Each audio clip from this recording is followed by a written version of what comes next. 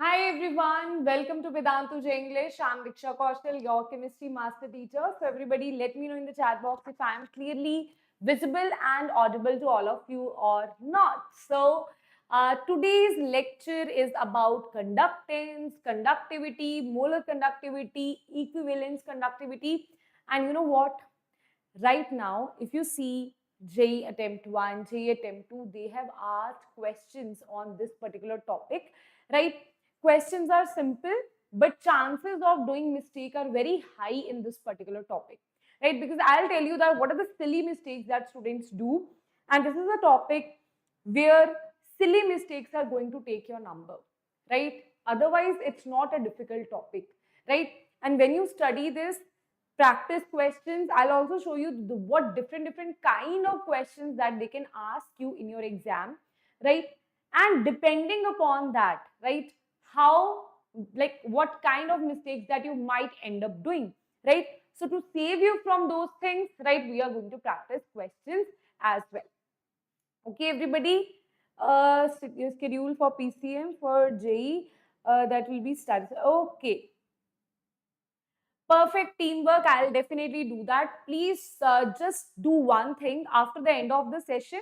Just comment down here that like what is the topic that you want me to make video on. You want a proper planner of your chemistry, right? Like till when you want the planner timetable, right? According to that, I'll make the video, right? Don't worry about that. Right, okay, July to October plan for chemistry, like Namrata ma'am. Yes, okay. Nathan, actually, I saw your comments yesterday and I'm working on that right now. Right, for that, can you just let me know in the comment section after the end of the class, how many of you are dropper, how many of your class 11th, class 12th, right? So according to that, na, I will make the timetable that will actually fulfill your needs, right? According to if you're a dropper, according to that, either I'll make a separate timetable for all of you, or I'll make in one video, I'll make separate timetable, right? So according to that, we will discuss, right? Okay. For that, ma'am, I like to join Sigma batch up to when I can. You can enroll now itself, Gokul, right? Sigma batch is right now available to you. You can right now enroll yourself into it. Yes, the past chapters that we have done, replays will be available for that particular one, right? But revisions are continuously going on, mock tests are continuously going on. So backlogs you can easily cover if you join now. But yes, after 1 or 2 months, if you join, then it will become even more difficult to cover the backlogs. But now still you can cover the backlog because it's not like too much syllabus has been completed. Yes, it is there, but still you can cover it, right? Okay, yes. Okay then students, yes everybody. So let me see now. Yes, I forgot to see that how many of you have done your homework. I forgot to paste it here, but ma'am can always see on the page or on the channel over here, on the video over here. None of you have done the homework. Why? You guys have not watched Nernst equation. Guys, have you not watched Nernst equation? You have not watched Nernst equation, everybody? Why? Why I'm asking you about Nernst equation is, if you ask me from Nernst equation, for sure 1 or 2 questions will be there in your exam. Based on conductivity, conductance, 1 question you can expect in your exam or 2 also. But Nernst equation, slightly more probability is there, right? So after doing this chapter, there is no relation between today's lecture and Nernst equation. Lecture number 1 and lecture number 2 have relation. So that's why firstly watch lecture 1, that is your standard electrode potential, everything. Then jump to Nernst equation after this class. Okay, that would be my advice to you. And today's lecture is not at all related to what we discussed in the last lecture. Okay. Yes, everybody. Yes. Now only we prepare. Very good, Suman. If you're right now preparing for JEE, that is great. Nothing can be better than that, right? So you are early birds. For early birds, it's always beneficial, right? Because right now only you will, the concepts will be straight in your head, right? So guys, today's lecture is about conductors, insulators. So can you let me in the chat box what exactly are conductors? Now, if you see around you the wires and everything, copper wire, all the wires that are conducting electricity, how you can see me? Because of light. Because of light is there because of current, right? So that current is in the wire, right? That's how it is flowing, right? So that means that wire is actually conducting. Conducting means, for example, there is a road, right? There are two roads. In one road, people can go, right? On the second road, only VIPs can go, right? So here, this is your conductor and this is your insulator. In insulator, right, electrons are not allowed to move, right? But in conductors, electrons are allowed to move. That is called conductor, right?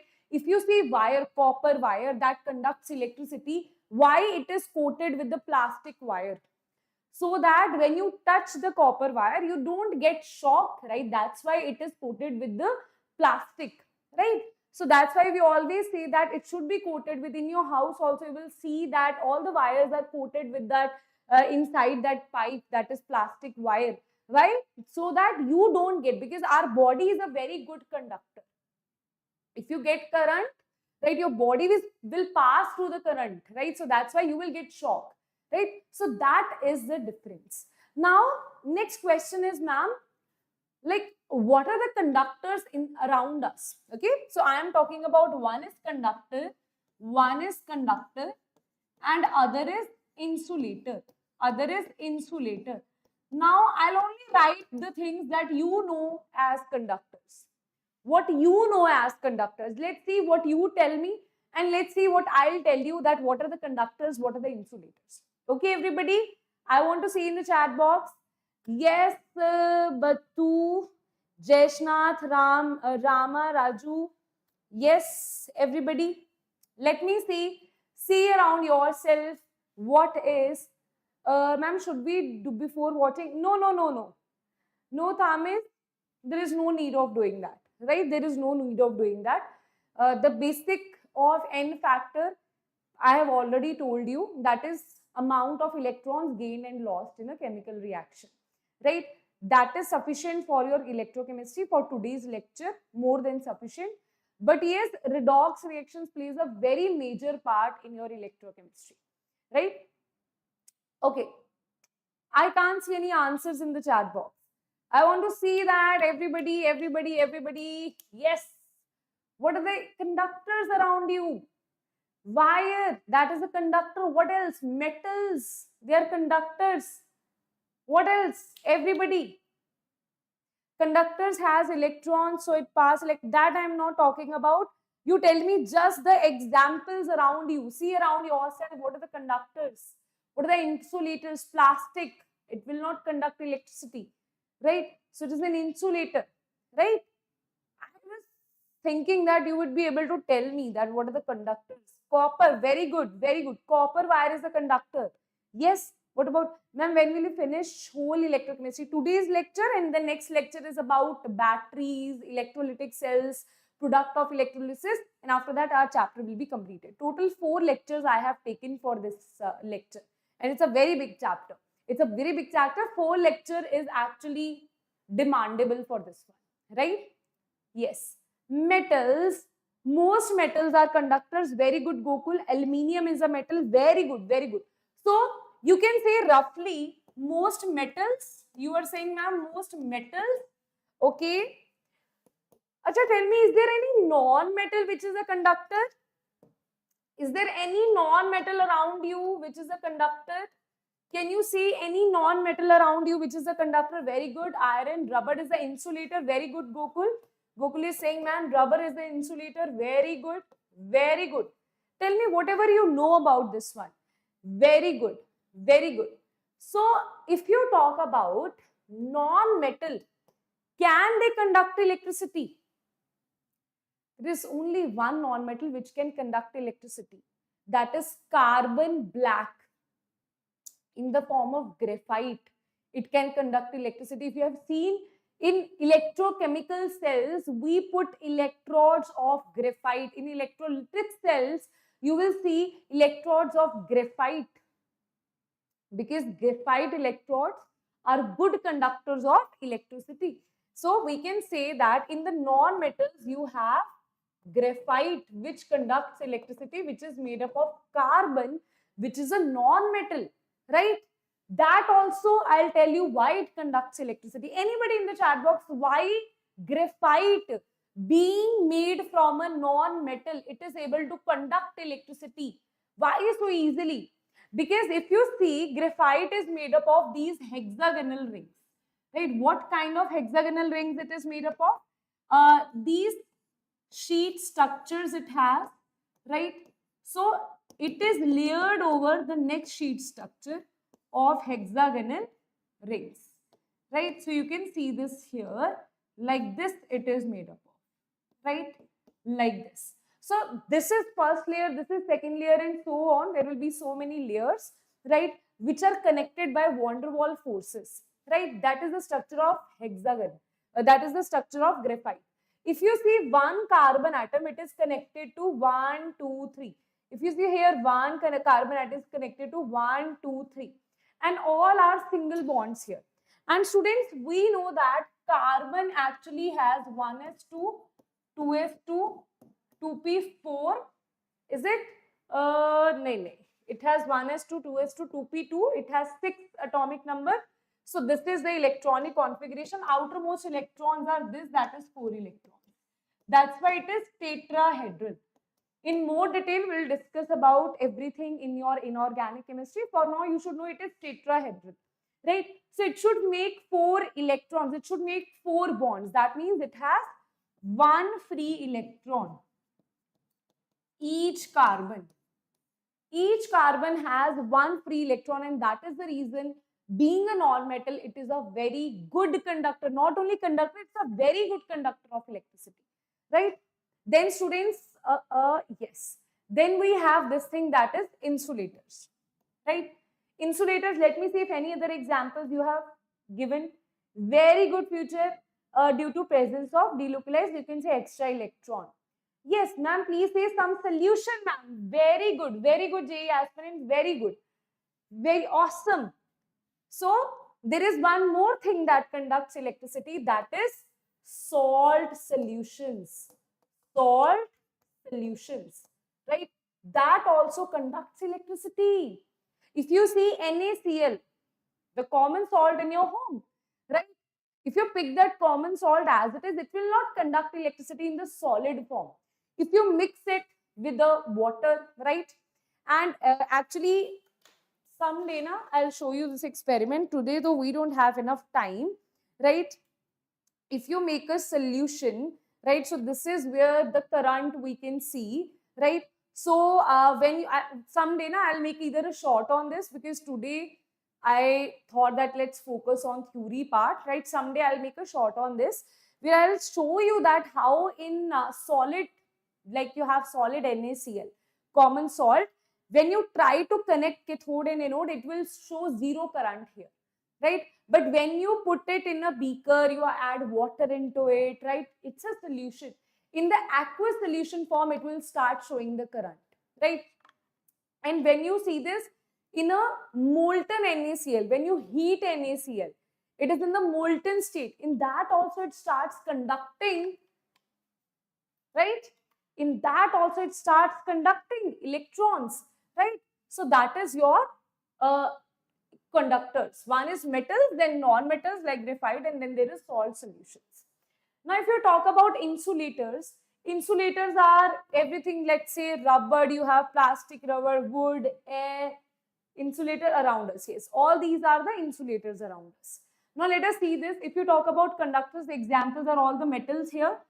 Silver, gold, copper, steel, sea water. Can you tell me, who will tell me why sea water conducts electricity? Sea water, why it conducts electricity? Everybody, why it conducts electricity?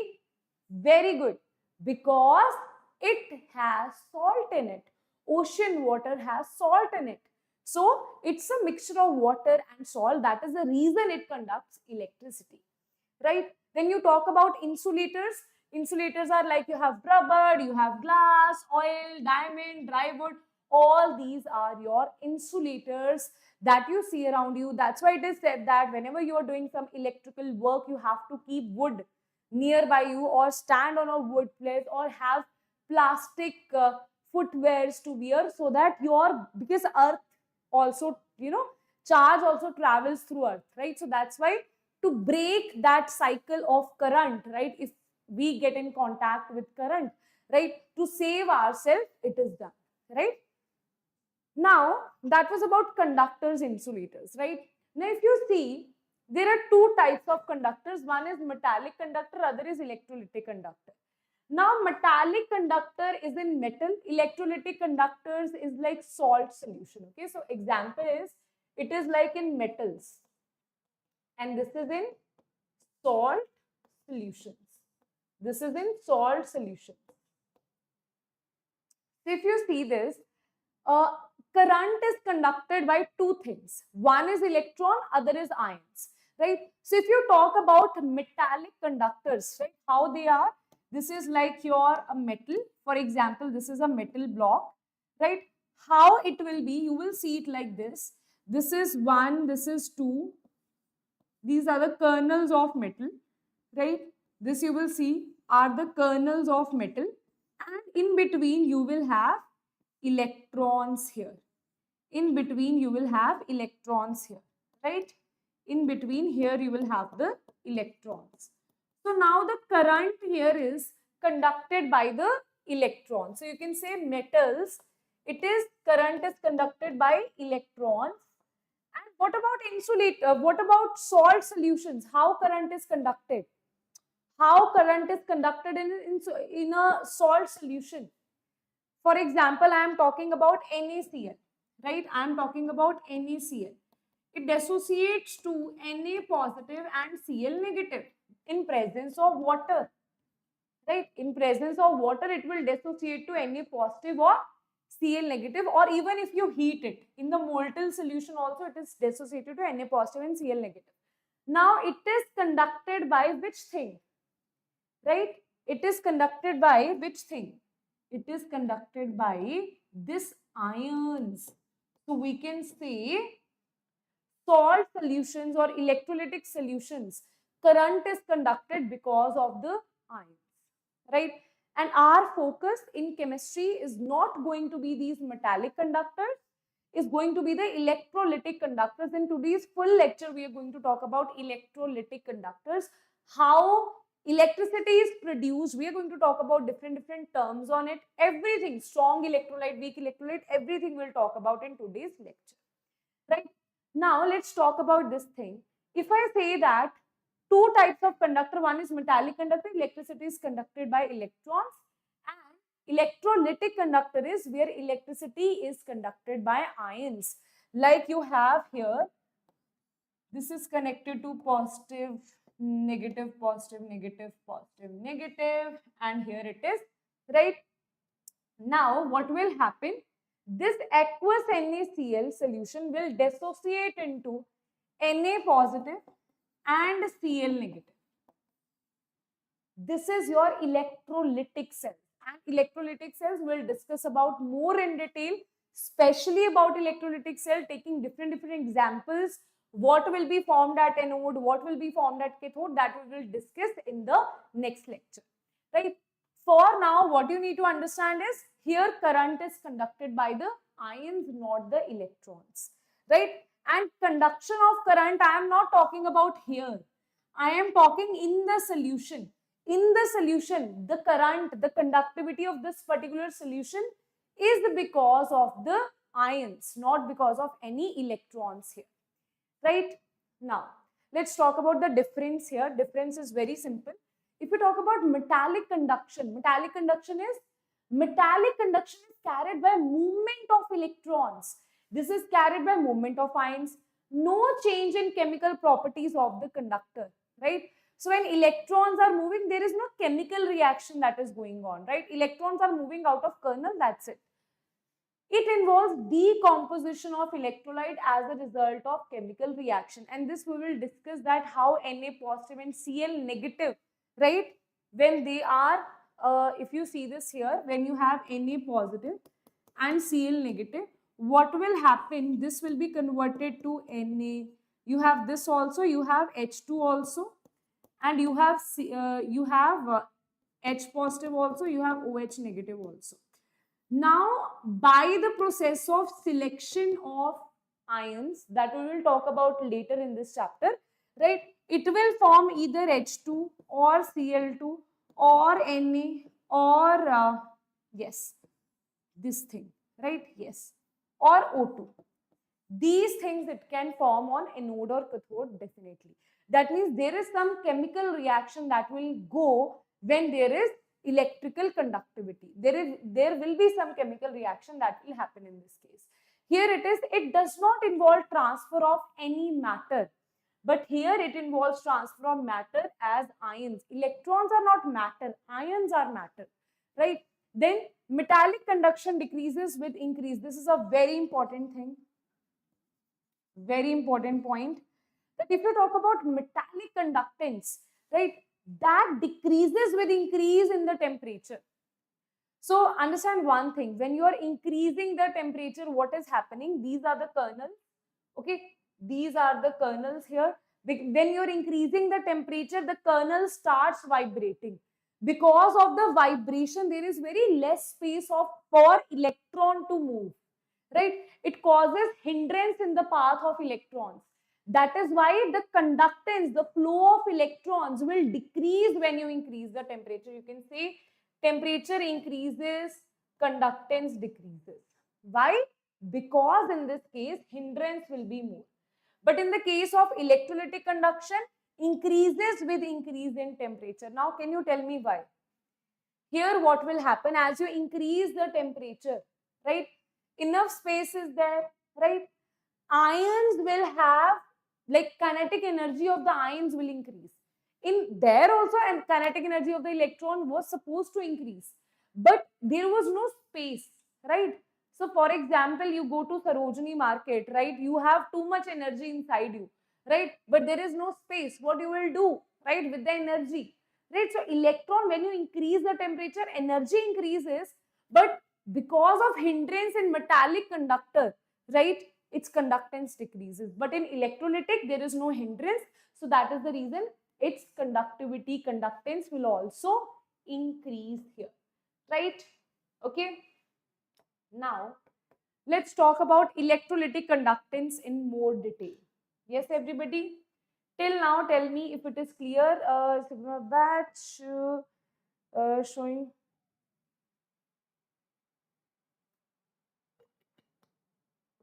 You should join a SAP. Okay? Join now only, right? That will help you, right? And if you talk about 21st July, it's like the extension to maximum you can join then. But now, more early you join, more benefit you will have. Okay? Yes. Now let's see electrolytic conductors. Now, whenever we are talking about ions, we know that there is dissociation of ions. You have NaCl. It is being dissociated to Na positive and Cl negative. You talk about CH3COH. It is being dissociated into CH3COO negative plus H positive. So that means there is dissociation. Now, strong electrolyte and weak electrolytes are two things which will define the electrolytic conductance, right? What are strong electrolytes? These are which can dissociate 100%. Like if, for example, I have, let's say I have HCl, right? I have 100 molecules of HCl, right? 100 molecules of HCl. It's like I have 100 chocolates, right? And you are 200 students. So I'll dissociate. I'll divide each chocolate into two halves so that every student can get the chocolate, right? So now here dissociation is when each molecule, 100% dissociation means each molecule is dissociated into the corresponding ions. If this is 100, this will also be 100, this will also be 100. That is your 100%. It's not like 100 only, whatever it can be. Let's say here it is how many molecules? Let's say it is X molecules. So here, how many molecules in 100% dissociation is dissociated? X amount of molecule will form X amount of H positive, X amount of Cl negative. Okay. Yes, everybody. Now that is your alpha is 1. Now see, simple thing is, if it is given alpha is equals to 100% or alpha is equals to percent is nothing but divided by this, so it is going to be 1. So 100% of alpha 1, that means the same thing. Here this alpha is degree of dissociation, how much extent this molecule has dissociated. Now 100% dissociated means each molecule is dissociated. But when I talk about there is no 100% dissociation, that means alpha is less than 1. Alpha is not 100%. It is less than 100%. Now, for example, I'll take one example here that you have CH3, COOH, and it is being dissociated to CH3, COO negative plus H positive, right? In this case, if I assume that in the starting, let's say I have 50, let's say, chalo, I have 100 molecules. Out of this, what will happen? If 50% dissociation is there, that means 50 molecules has been dissociated to this two, and you will have CH3, COOH, 50 molecules of this as well. If I say 50% dissociation is there, right? Understood? If I say that 70% dissociation is there, then out of 100, how will I relate? That out of 100 molecules, 70 molecules, 70% means 70 molecules. 70 molecules are being dissociated and rest 30 are as it is molecules only. Right? Okay.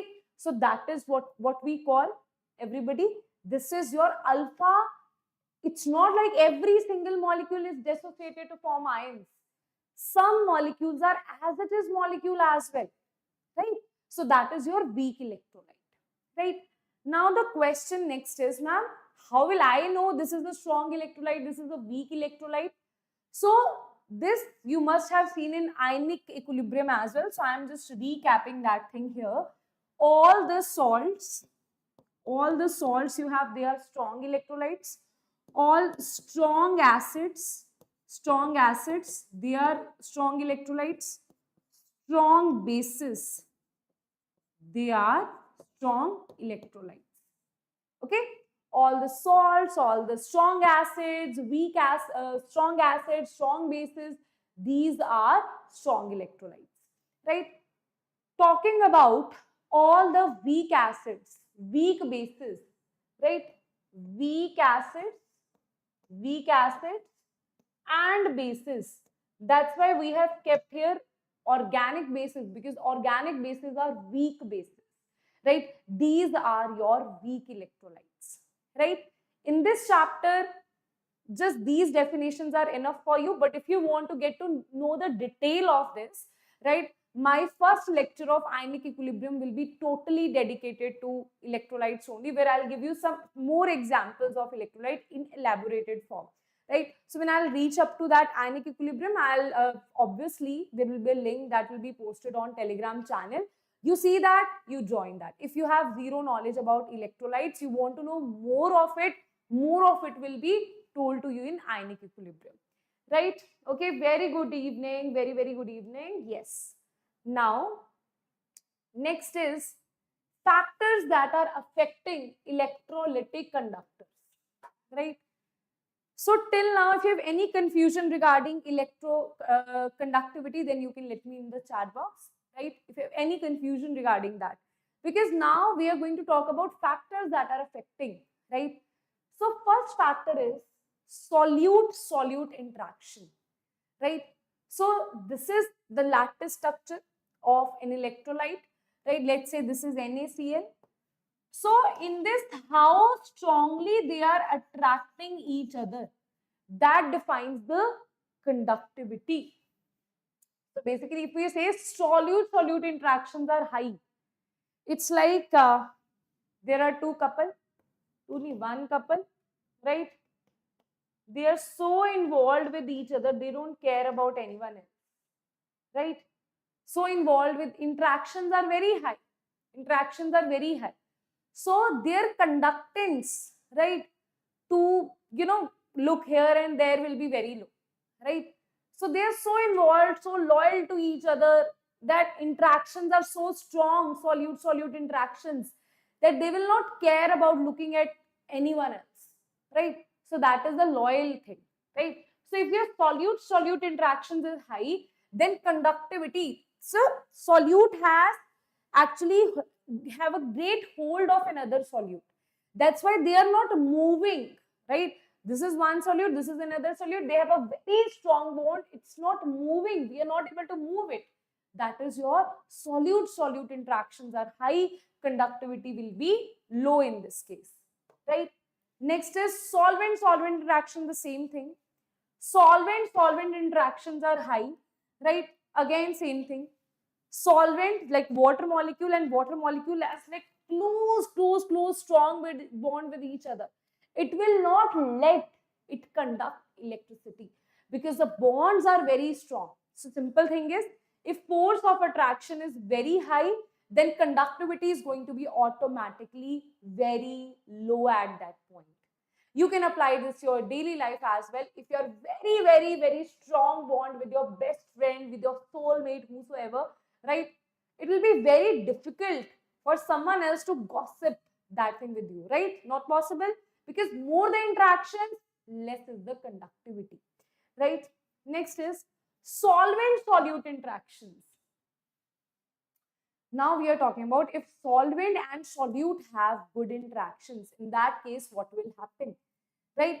So this is a concept based on which the questions are asked, and this is very important, right? I'll tell you what exactly is happening here.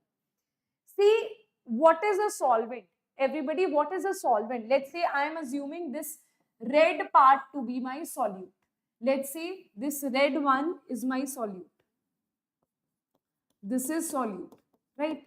And this blue dot here, that is solvent. This is, which is the solvent that I am taking here, everybody? I am taking solvent, universal solvent, water. Now you have this solute here. This is the solvent molecules. So when you mix both of them, what exactly happens, right? One solute particle will have all the water molecules around it. That thing is called hydration or solvation, right? This particular thing, when one solute particle have solvent particles around it, solvent particles are all around it, that is called hydration or solvation. Okay, this particular step is called solvation, or you can say hydration. Now tell me one thing, a simple concept here.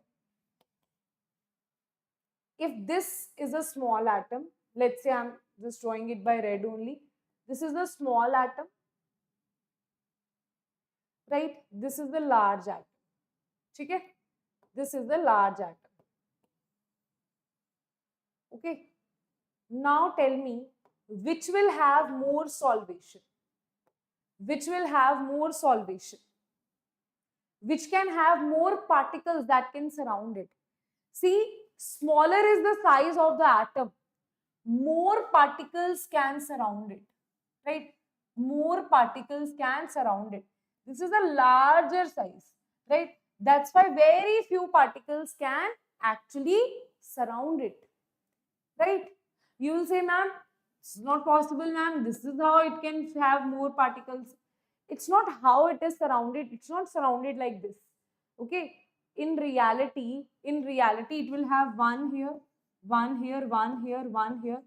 Because the surface area is large here. That's why for all the water molecules to surround it will be very difficult, right? So here the surface area is very small. That's why it is easy to surround it, right? See, tell me one simple thing. Is it easy to capture a small ion, or is it easy to capture a large ion? It's not about how many molecules it can have here. It's about how many molecules are here at this point.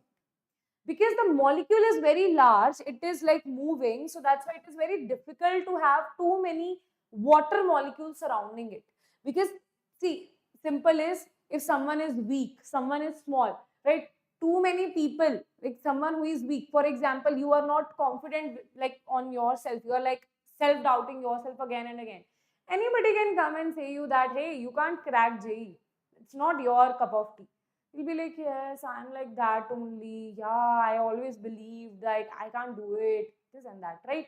Anybody, like one who himself had never done 10th also in good scores, they will tell you that you can't crack, will agree. Yeah, you are right. My self-worth is very low. But someone who is like, hey, I am confident, right? You can't just say and I'll believe in you. Very few people will be able to convince them that they are weak or they are not good enough, because they have self-belief, they have self-worth, they believe in themselves, right? So smaller the atom, right, more molecules can come and capture it. But bigger the molecule, less molecules, water solvent molecules can capture it, right? So here the solvation will be more. Here the solvation will be more. Okay. So more is the solvation. What will happen? If solvation is more, in that case, conductivity will go low here, right? Conductivity will go low here. So we can write it like this. This is a very, very important concept based on which the questions are asked. Size of unhydrated, I am writing it here. Size of unhydrated ion. It is inversely proportional to hydrated ion. It is inversely proportional to hydrated ion size. Less is the size of ion, more will be the size of its hydrated ion, right? If hydration is more, in that case solvation will be more. That means in smaller ions, what happens? Hydration is more, so solvation is more, or you can say hydration more. We can say more is the hydration, less is the conductivity. So if the size is small, right, hydration will be less, conductivity will also conductivity will be wait a minute, size is less, conductivity is, hydration is less. Wait a minute, I just got confused here. The conductivity size is less, conduction is right. Size is less, then hydration is high. Yes. Size is less, hydration will be more. Okay? Size is less, hydration will be more. Hence, conductivity will be less. I'll tell you how. See, I'll again explain this. If you talk about lithium, sodium, potassium, right? Let's talk about these three. We know that down the group what happens. Okay, let's take an example and make you understand this thing. What exactly happens? This is lithium, sodium, potassium, rubidium, cesium. This is the ion that you have. See, we know that down the group what is happening? Size is increasing. Unhydrated ion. Size of unhydrated ion is increasing. That means size of hydrated ion will decrease. Size of hydrated ion will decrease. Okay? That means when you have less size, or unhydrated ion has less size, more water molecules can attach to it, increasing its size, right? So that's why what will happen here, its conductivity, its hydration will be high. So that's why its conductivity, down the group what is happening, size, unhydrated ion is increasing. That's why hydration is increasing. That's why conductivity is decreasing.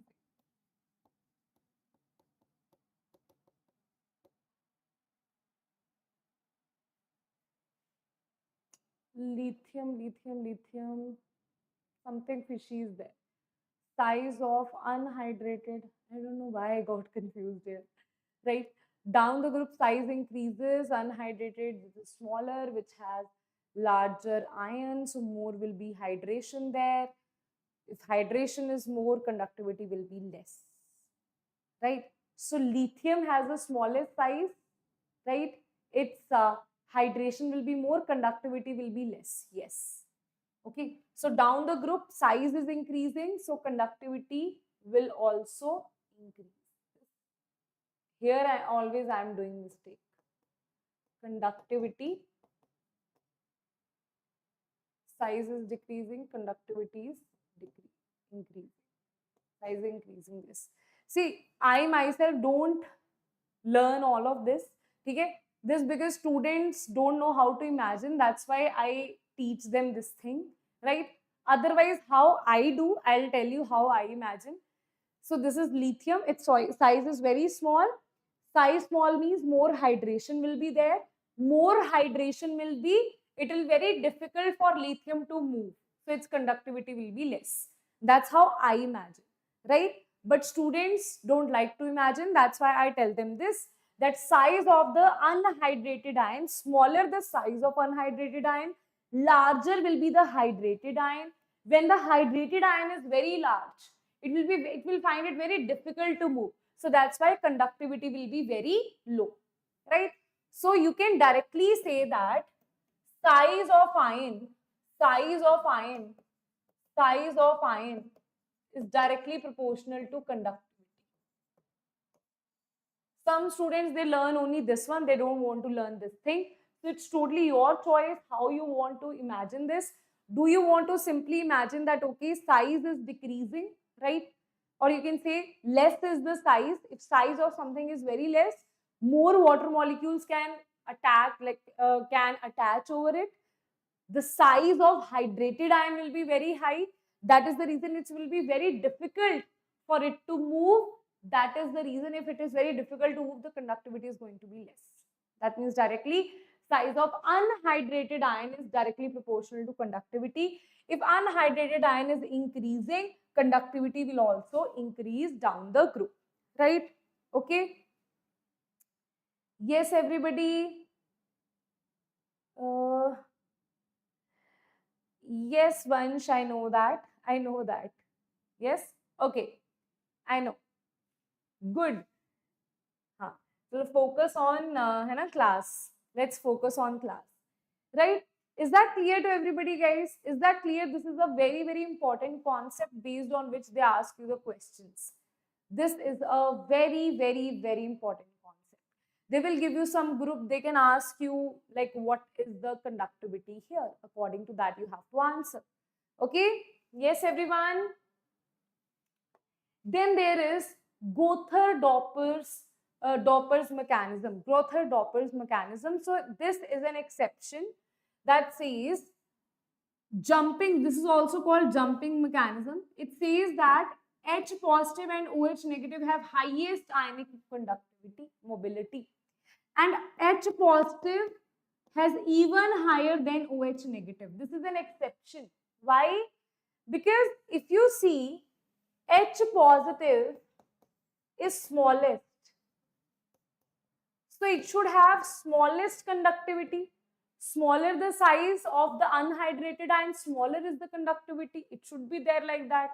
But it's not like that. That's why this is an exception, that H positive has exceptionally high conductivity.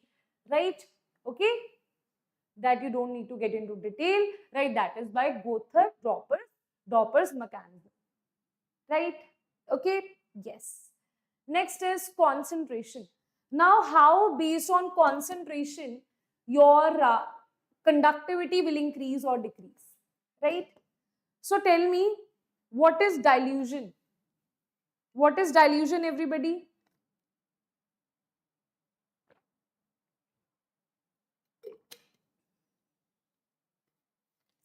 What is dilution?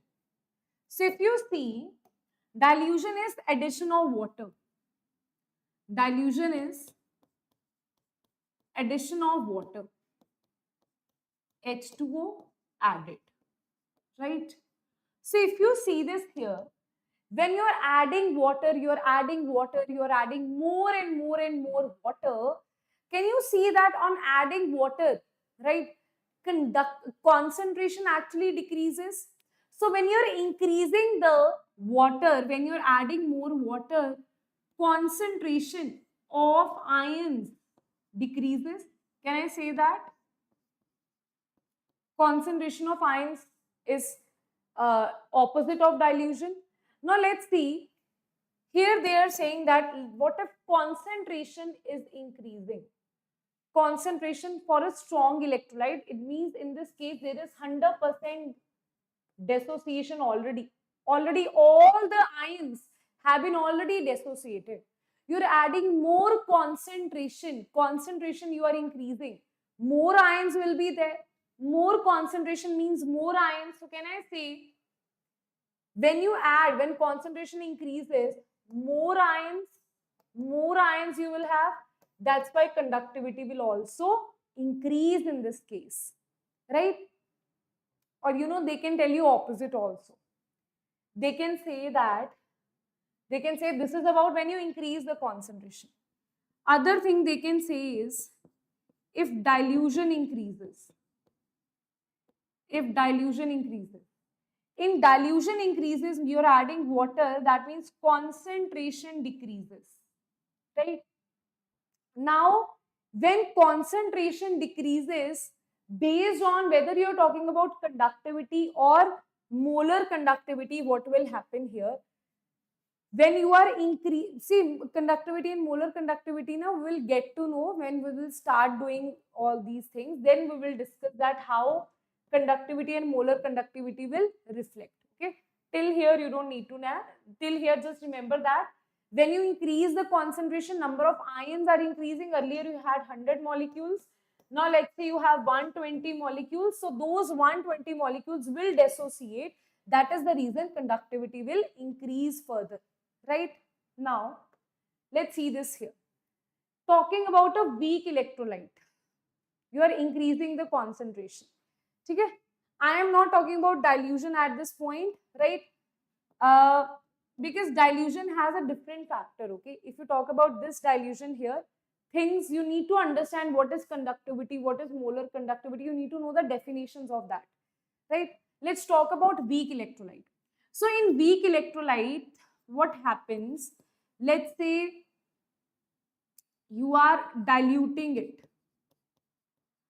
Dilution means more water. You are adding water.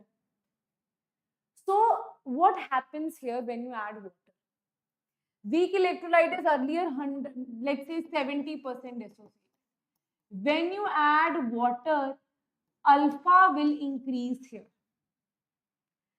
See, in case of strong electrolyte, this will not happen. In case of strong electrolyte, already it's 100% dissociation. So when you dilute it, there is alpha will not increase. Understood? In case of strong electrolyte, it's already 100%. It's more of like that already someone is having 100 out of 100 marks, right? He goes to a tuition or some teacher. What the teacher will teach him, what he can teach him, he already knows everything, right? So it is already 100% dissociated. So whenever you add water into it, concentration will decrease here. But will conductivity decrease or increase? That we will see in the later of this chapter, right? But for now, just remember that there is no direct relation with alpha here. Here it has direct relation with alpha. Here it has direct relation with alpha, that more the dilution, more is water, alpha increases. Earlier it was 70%, now maybe 72%, maybe 75%. More molecules will be dissociated. That means conductivity will increase. Okay, students, clear? Okay. Yes, I'll talk about that, Gokul. Yes, I'll talk about that, right? When we'll move towards molar conductivity, then I'll talk about that, right? Okay. Now tell me the basic concept is clear now, right? Basic concept is clear now, everybody? Yes. If the basic concept is clear, then you can let me know in the chat box and answer this particular question here, right? Ionic mobility of which of the following alkali metal is lowest when aqueous solution of their salts are put under electric field? Ionic mobility of which of the alkali metal ions is lowest? Ionic mobility, when they are put in aqueous solutions, is based on the same concept of hydration. See, we know that it is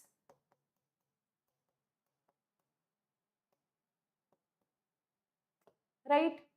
Now, if you see this here, they are saying ionic mobility has to be lowest. That means conductivity has to be lowest, right? So we know that less is the size of unhydrated, less is going to be your conductivity in this case, right? So polymer metals the lowest aqueous solution their salt are put under electric field. So answer will be lithium is the correct answer, because lithium has the smallest size, smallest unhydrated ion.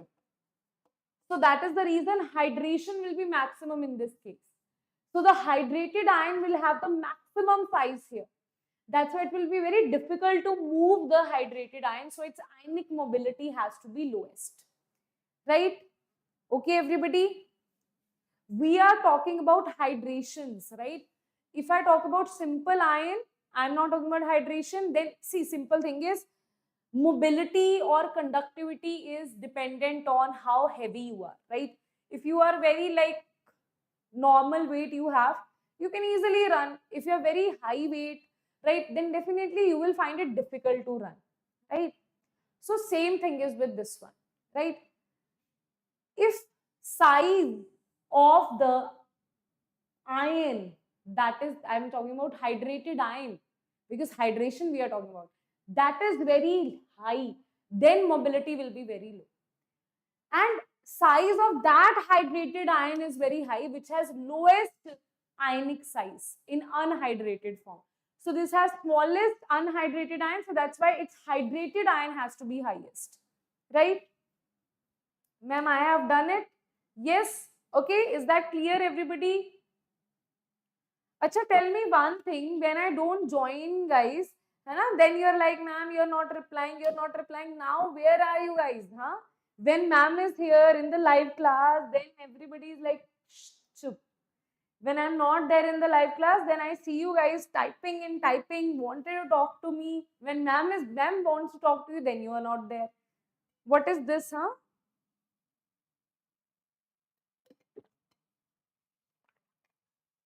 I think I have to be absent.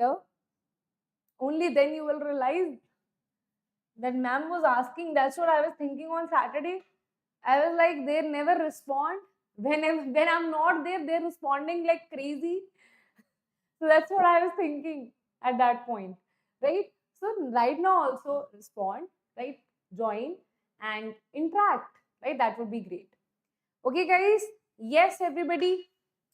Yes.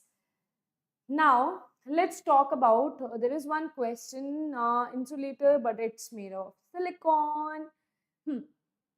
See, there are different categories here. Let's not get into it, right? That is actually there. That is actually a concept of solid states, right? That you're asking me, right? Let's not get into that. Okay? It's actually made of silica. Yeah, chal. Now let's see this. Now we are going to talk about different terms here. First term is conductance. And here, if you want to understand the relationships, then you have to know the not only the cram definition of formulas, you should understand that what I'm talking about. So whenever we are talking about conductance, the electrical conductance is resistance firstly is to resist, to stop. Conductance is opposite of that, opposite of resistance, to flow, right? is represented by symbol R, that is the resistance, and it is measured by ohm, right? This you have seen in physics, which is in terms of SI base units is equals to this. What is conductance? Conductance is opposite of resistance. Now, when you talk about resistance, there is one another term, that is specific resistance or resistivity, right? This is represented by the symbol rho. This snake kind of symbol is called rho. This you must have also studied in your physics, right? So we know that R is equals to rho L by A. Now, whenever you talk about, ma'am, we have a metallic cylinder, then this is the length, this is the area of cross section, that you take length and area of cross section. Now, ma'am, what exactly is L and A in a chemistry perspective? So, in chemistry perspective, if you talk about this thing here, this is your two electrodes that you have. Now, the distance between these two electrodes is called L, right? And A is the area of cross section of these electrodes, right? A is the area of cross section. What is the area here, right? So R is the resistance, rho is the resistivity, L is the length, A is the area, that is R is equals to rho L by A. This formula is important for you. The next is, what is conductance? That is represented by this capital G here. Conductance is inverse of resistance, right? Resistance is to stop, conductance is to flow, right? So conductance is opposite of resistance. So I can say that G is equals to 1 by R. Okay, G is equals to 1 by R. And here you can see this conductance has units, because the resistance has units what? It has ohm. So this is going to be per ohm. That is going to be the unit of conductance, right? Now, if you talk about conductivity or specific conductance, it is specific for one thing, that is opposite of resistivity. Resistivity is what? Rho. And here opposite of that is called kappa. Kappa is equals to 1 by rho, where we can say this is resistivity, and this kappa is called conductivity. Kappa is called conductivity. Okay, guys, tell me if the symbols are clear to you.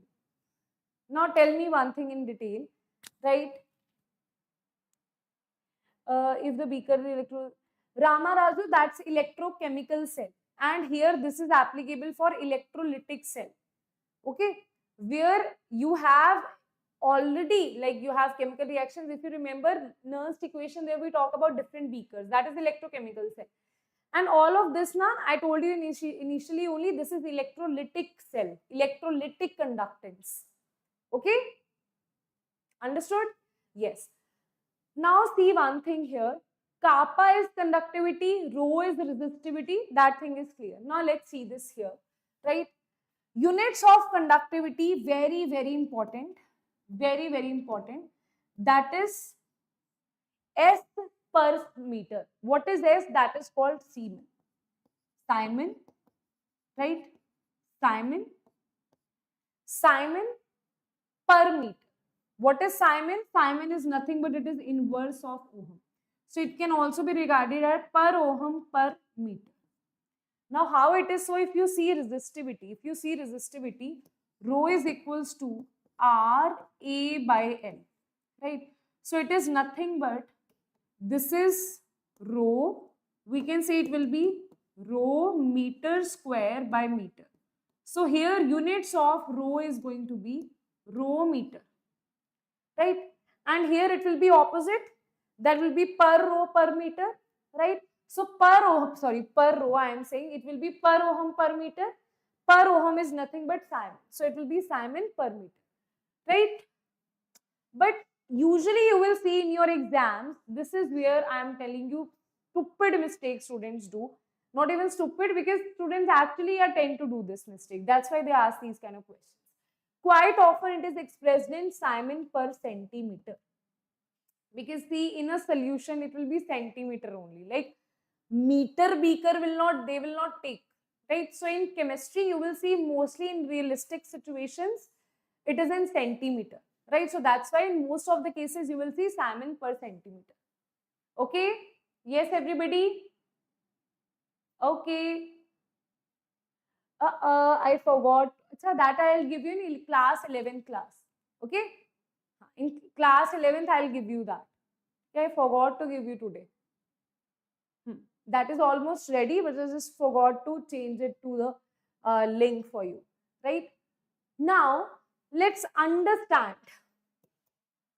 Now, let's understand.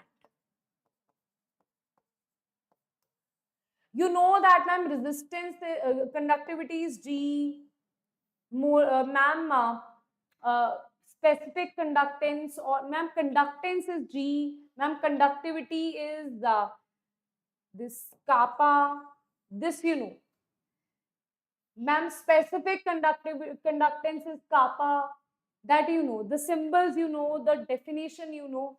But in reality, what is the difference in conductance and conductivity? That you should know, right? So let's see that what is the difference in conductance and conductivity. Anyone of you who knows the difference in conductance and conductivity?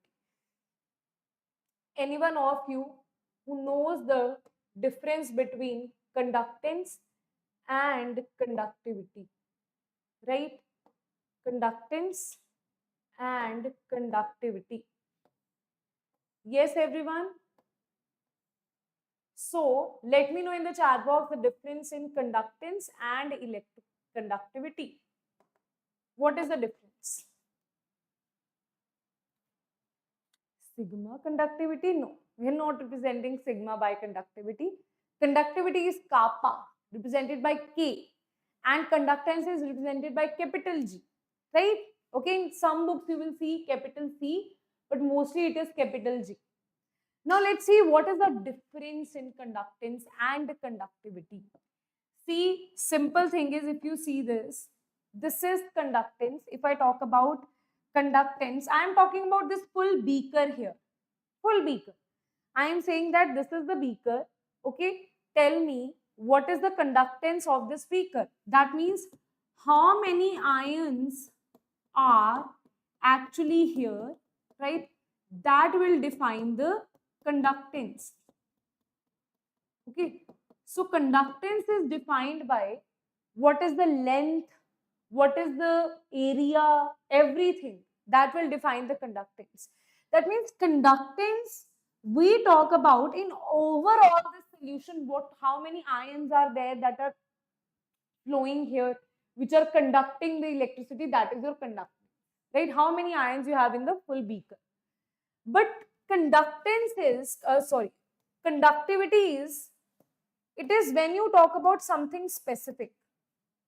That means I am the specific conductance. This is simple conductance, specific conductance, specific we are doing. So we are saying that here we are talking about this particular space. Can you tell me what is this space? What is this space that we are talking about? What is this space? We are actually talking about, we are specifying that you have to tell what is the conductivity when you have 1 centimeter length. That means volume is 1 centimeter cube, or it is 1 milliliter. 1 centimeter cube is 1 milliliter only. Now we have seen this in unit conversions. So when your height is 1 centimeter, length is 1 centimeter, breadth is 1 centimeter of that particular cube, right? In that solution, in this particular area, only in this particular area, okay? I'm only talking about this particular area. What is the conductivity of the solution, right? What is actually the conductance of the solution in this particular area where I can have 1 milliliter of the solution. So you can say conductivity is the conductance in 1 milliliter of the solution. That is the difference in conductance and conductivity. Okay, got it everybody? Acha, in State board, you use sigma. Acha. Then you can use sigma as well. Just remember that in most of the books you will see kappa, right? So just take care of that, right? Otherwise you might end up getting confused in the exam, right? Okay, guys, everybody clear on this part? What is conductance? This whole is called conductance, right? But the ions over here is called the conductivity.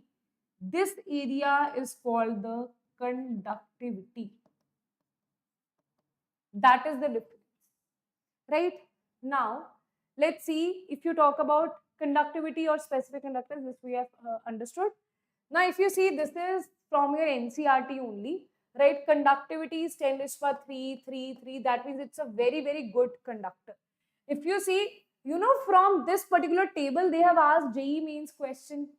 Not that you have to learn the values, but if one student have even gone through what do you mean by this particular table, even then he could have answered it, right? So here it is that conductivity is in the form of 10 raised to power positive. So it is for conductors. For insulator, it is 10 raised to power negative. That is the insulator, right? So here you can see semiconductors, all these are insulators, right? If you talk about aqueous solution, all these are good conductors, right? Okay, understood? Now, JEE means 2024 question based on this data here. So data is given to you. They are saying that the values of conductivity of some materials are given to you. This is first, second, third, fourth, fifth, sixth, seventh. And they are saying out of this, which among are conductors? Number of conductors you have to see here. See, 10 raised to power minus will be insulator. This will not be conductor. This might be this. This will not be a conductor. This will not be a conductor. So it is 1, 2, and this is also positive. 10 raised to power 1, and this is 4.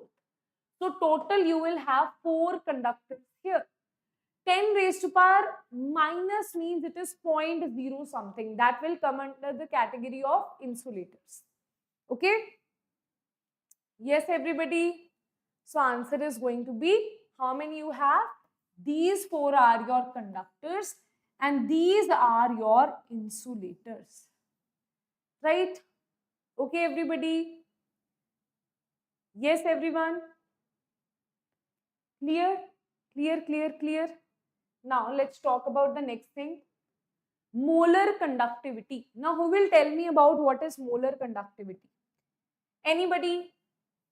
Molar conductivity, we'll talk about definitions, we'll talk about the concept of molar conductivity in terms of, like, firstly, we'll understand this in terms of that if you have, let's say,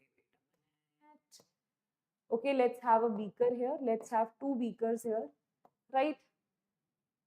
Acha, tell me what was conductivity? Conductivity, we were specifying that you should have 1 milliliter. See, I'll also have one more beaker here, right? So that I tell you the difference between conductance, conductivity and molar conductivity. Because see, what if you only know the formula and they have given you some conceptual question based on it? So for that, you should know what exactly you mean by what is the difference in conductance, conductivity and molar conductivity. So conductance throughout this beaker, if you talk about throughout this beaker, how many ions you have, right? That will define the conductance, right? Specific conductance is defined for, if I am saying that I have this particular volume, right? That is 1 milliliter. That is having 1 milliliter of solution, right, everyone? That is having 1 milliliter of solution. In this particular volume, that is 1 milliliter of solution. This is 1 milliliter. Acha, tell me what is molar conductivity? With definition, what you can understand. Here we are not saying this is the volume. Here we are saying, let's say this, I am just assuming that this capital, this is the volume is capital V. Here volume is capital V. Okay, capital V milliliter. Here volume is 1 milliliter. Here volume can be anything. It can be 1 milliliter, it can be capital V, doesn't matter. I am not talking about volume only. I am just saying that molar conductivity is that you have, let's say this is 1 mole. Let's say this particular area, this particular volume is having 1 mole of the solution, right? If this is 1 mole, if I am saying that this is 1 mole, it can be any milliliter. So I am saying that, say it is X milliliter. Or let's say, because here they have mentioned here V milliliter. So what I'll do now, here I'll mention here X milliliter. This is capital V milliliter. Okay, I say I am taking random value. I don't know what is this volume. I am not talking about volume. Here also I am not talking about volume. Here I am saying the full solution, the volume of full solution, in that volume, what is the number of ions that are conducting? That is your conductance. Here I am saying in 1 milliliter, how many ions are there? In 1 milliliter, how many ions are there? That is your conductivity. Here I am saying I am not talking about volume. You take V milliliter, whatever milliliter it is, 10, 20, 30, 40, whatever. It's just that there should be 1 mole of solution should be there, right? So 1 mole of current of the all the ions when 1 mole of electrolyte is there. Electrolyte has to be 1 mole here. Now it may be in X volume, Y volume, Z volume, whatever is the volume, doesn't matter. It should be 1 mole of electrolyte. Okay? Okay, everybody. Now, if you see this here, I hope so now this thing is clear to everybody, right? Now, if you see the formula here, what is molar conductivity? Molar conductivity is simple, that is 1000 multiplied by kappa by molarity, right? That will be your answer here, right everybody? Right everyone here, students?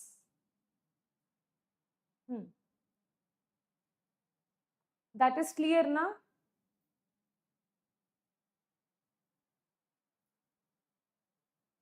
This is clear to everybody or not?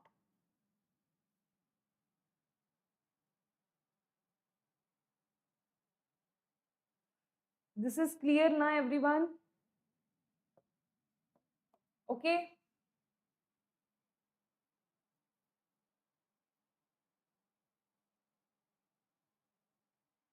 Okay. So now, if you want to discuss that, what is the ma'am like full definition? See, I am telling you definition just because now there are some questions which are slightly twisted where you might get it wrong. So that's why I am telling you that this also you should know that molar conductivity. I am talking about conductivity. Achha, what is conductivity? Conductivity is for 1 milliliter. This is for V milliliter. So should I multiply this with volume in milliliter? See, remember that I am talking everything in milliliter and centimeter. Okay? That you remember. That I am talking about milliliter, centimeter here. Right? Okay. So can I just write it here that molar conductivity is kappa into volume in milliliter.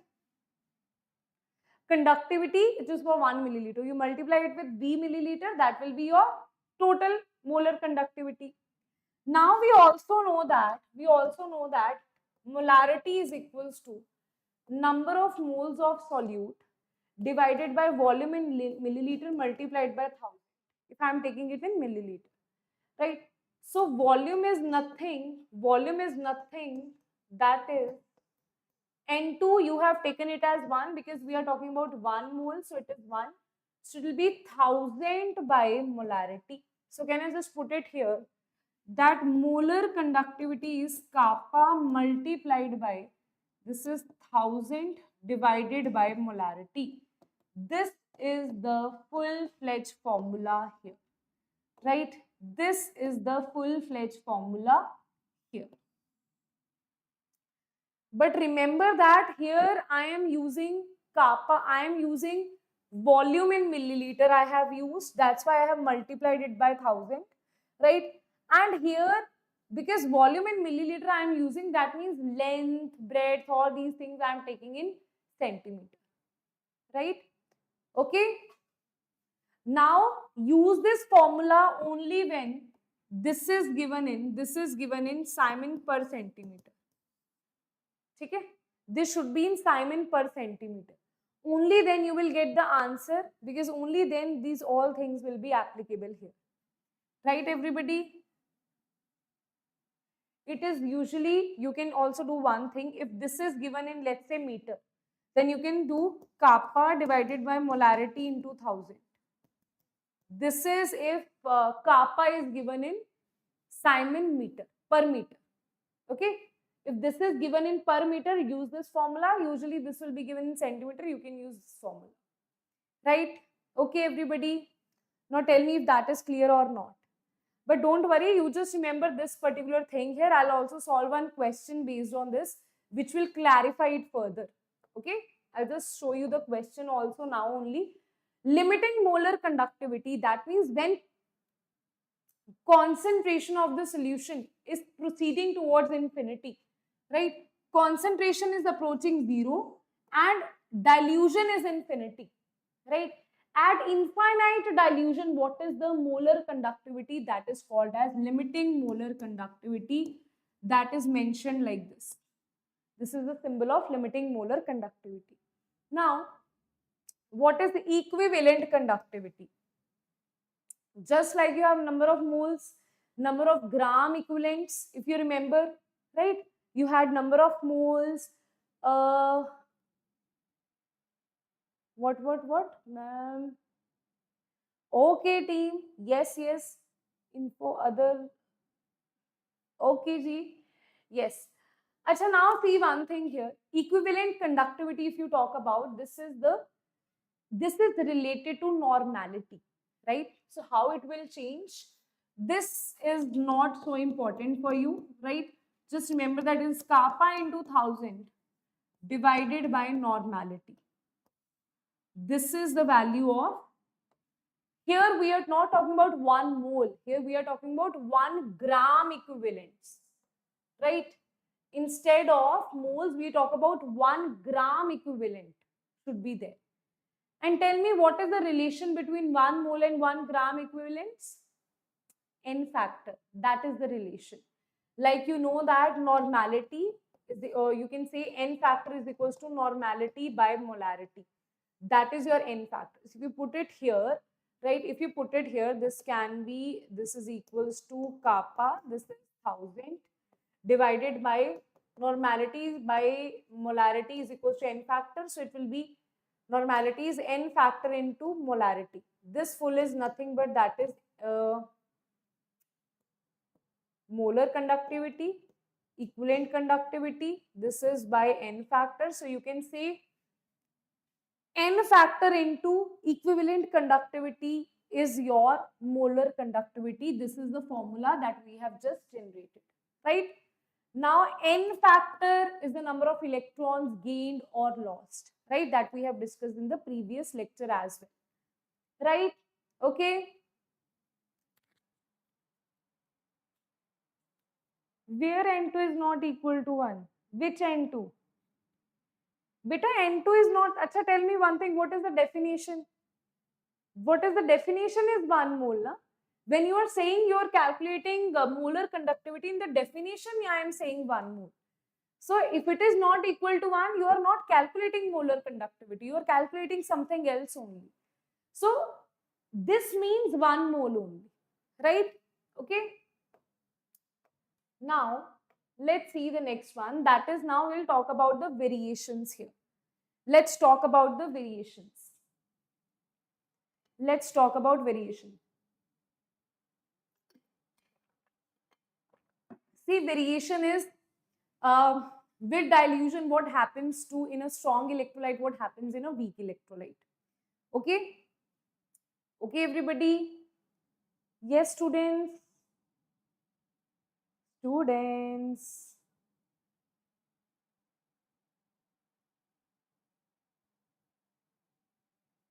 Yes? Sure.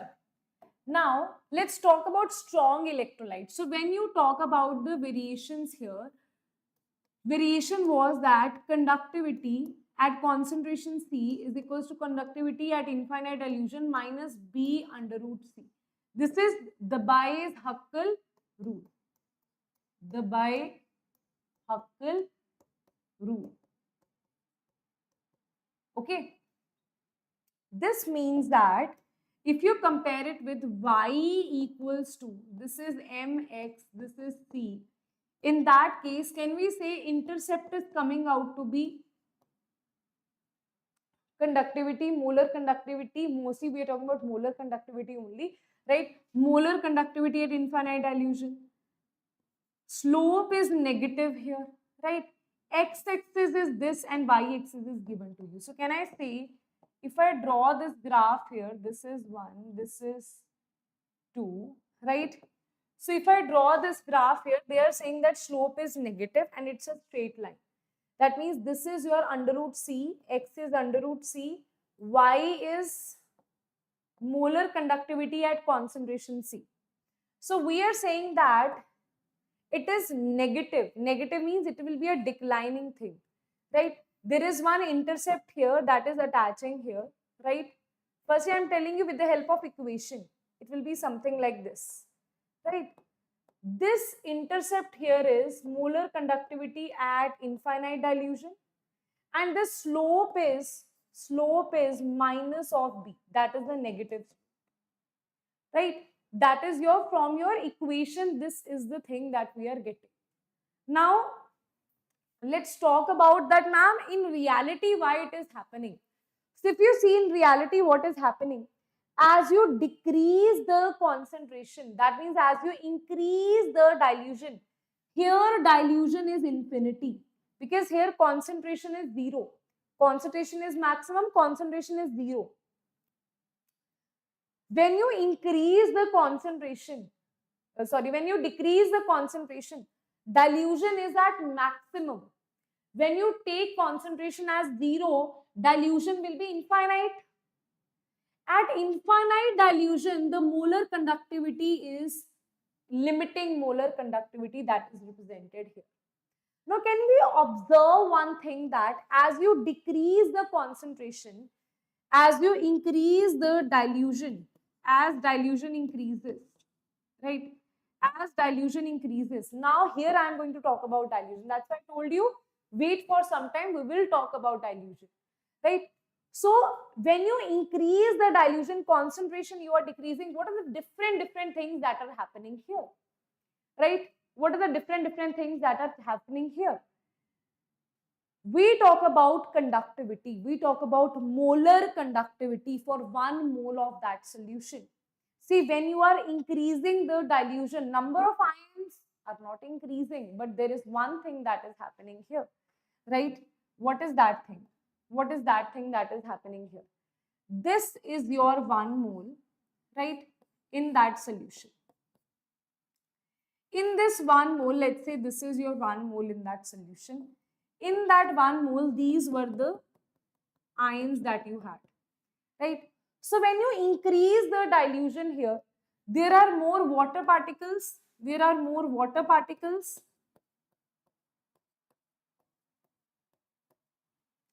Because of these water particles, the interaction between the ions will be less. And I told you in factors affecting conductivity, if the interaction between the solute particles are less, in that case, what will happen? If the interaction solvent interaction increases, then conductivity will decrease. But if solvent or solute interaction, here we are talking about solute interactions. So it's like you and your friend are cheating with each other, right? Cheating means in the exam you are cheating with each other, right? So you and your friend are like the same thing that has happened now, right? What is there? What is that step by Ajay Devgan? Two, two, two, something. I don't know. Right? Something is there. Yeah. Pehla tu, dujja tu, tija tu, chautha tu, something like that. Right? So you are doing this. First one, second two, third. This is how you're cheating with your friend. Right? Now there is very few teachers, like there's only one teacher, right? Teacher is not even looking at you. You're fully cheating. Third answer, fourth answer is B, fifth answer is sixth, fifth answer is C, seventh answer is D. You're fully cheating with each other, right? Now because the solvent particles are very less, that's why interaction between you and your friend is very high, right? But if you talk about when there are, let's say, 5, 6 teachers in the class, every single eye is on you. You can't do like one is B, second is C. You can't do it like that, right? So interactions will be less between the solute particles. When the interactions are less, the conductivity will automatically increase in this case, right? So we can say kappa is going to increase here, right? Conductivity is going to increase. If kappa increases, see, we know that molar conductivity is equals to kappa into 1000 divided by molarity, right? So dilution is increasing, kappa is increasing, so molar conductivity will also increase in this case. Molar conductivity will also increase in this case. So can we say, as you are increasing the dilution, concentration is decreasing. See, this is increasing, this is decreasing, but overall this will increase. Okay? Overall this will increase. So what is happening here? Concentration is decreasing and molar conductance is increasing. At one point it will rise to its maximum value, that is infinite dilution value. Right? Okay, everybody? Clear? Okay, everyone? Yes, everybody. Now let me know in the chat box if that is clear to everybody or not. How this is happening. Right? Now, let's talk about the next thing, that is, this is about strong electrolyte, the graph that I made for you. Then there is weak electrolyte. Okay? In weak electrolyte, what is happening? There is no 100% dilution here, dissociation here. So when you dilute it, okay, so we will talk about the same graph here. We'll talk about the same graph here. This is the graph. The graph was between which thing? The graph was between molar conductivity and under root of C. Now we know that as concentration is decreasing, we know that dilution we are doing. That's where concentration is decreasing. Now tell me one thing. You talk about molar conductivity. Here, this is the scene. This is 1 mole. When you add water into it, what happens here? In 1 mole, see, simple thing is, 1 mole area is not fixed, but 1 mole ions, 1 mole electrolyte is fixed. Let's say earlier in 1 mole, just 50% of it was dissociated, so ions will be less. Earlier there is 1 mole, and now in that 1 mole, only 50% are being dissociated. So ions are only 50% are dissociated. Let's say you dilute it further. On dilution, alpha increases. Degree of dissociation increases.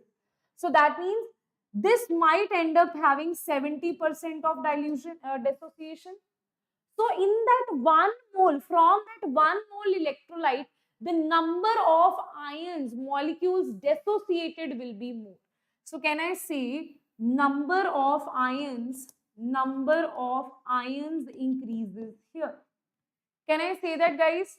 Number of ions increases in this case. Right? Understood?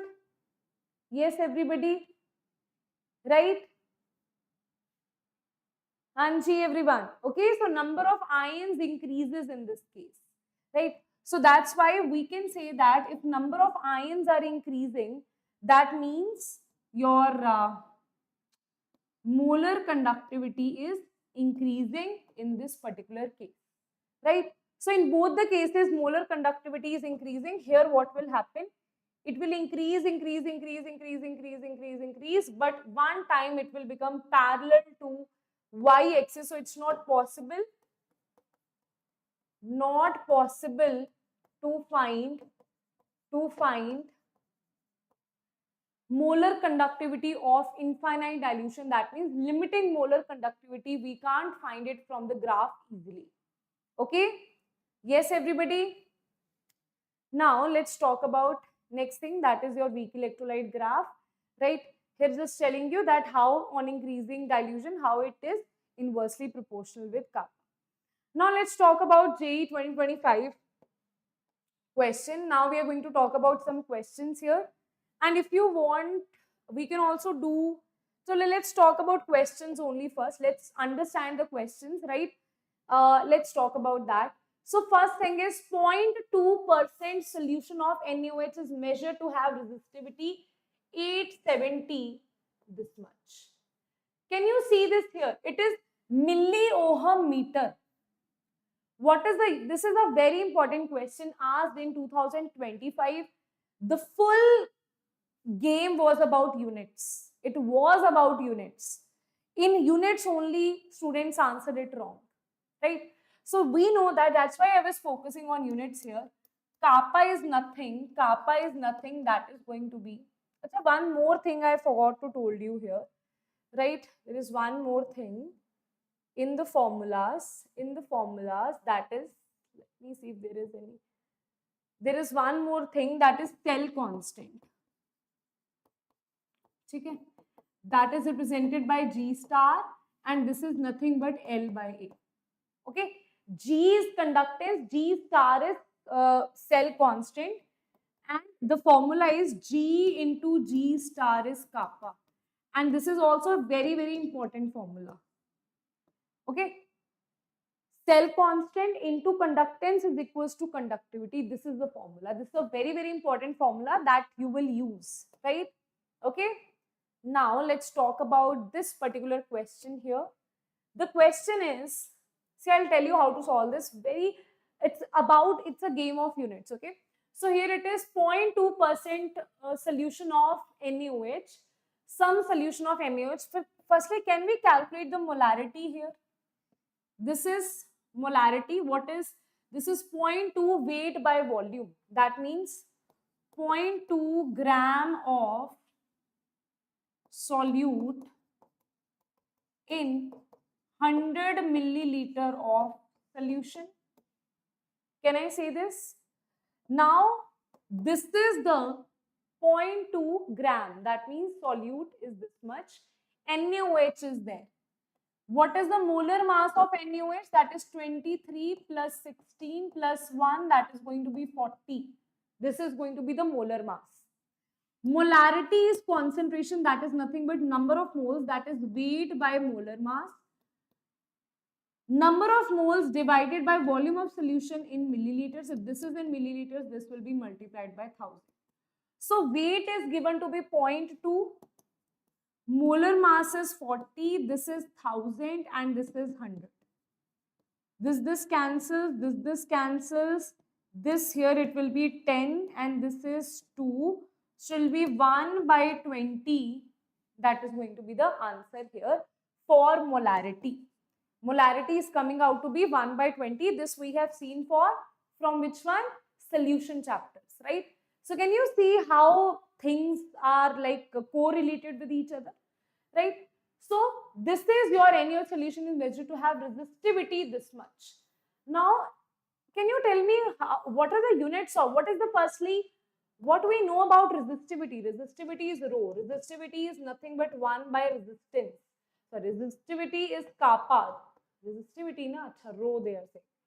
Resistivity is nothing but it is ohm meter. This should be units of resistivity. But it is milliohm meter. This is milliohm. This is milliohm meter. Okay. The molar conductivity of the solution, that also you have to tell in millisiemen.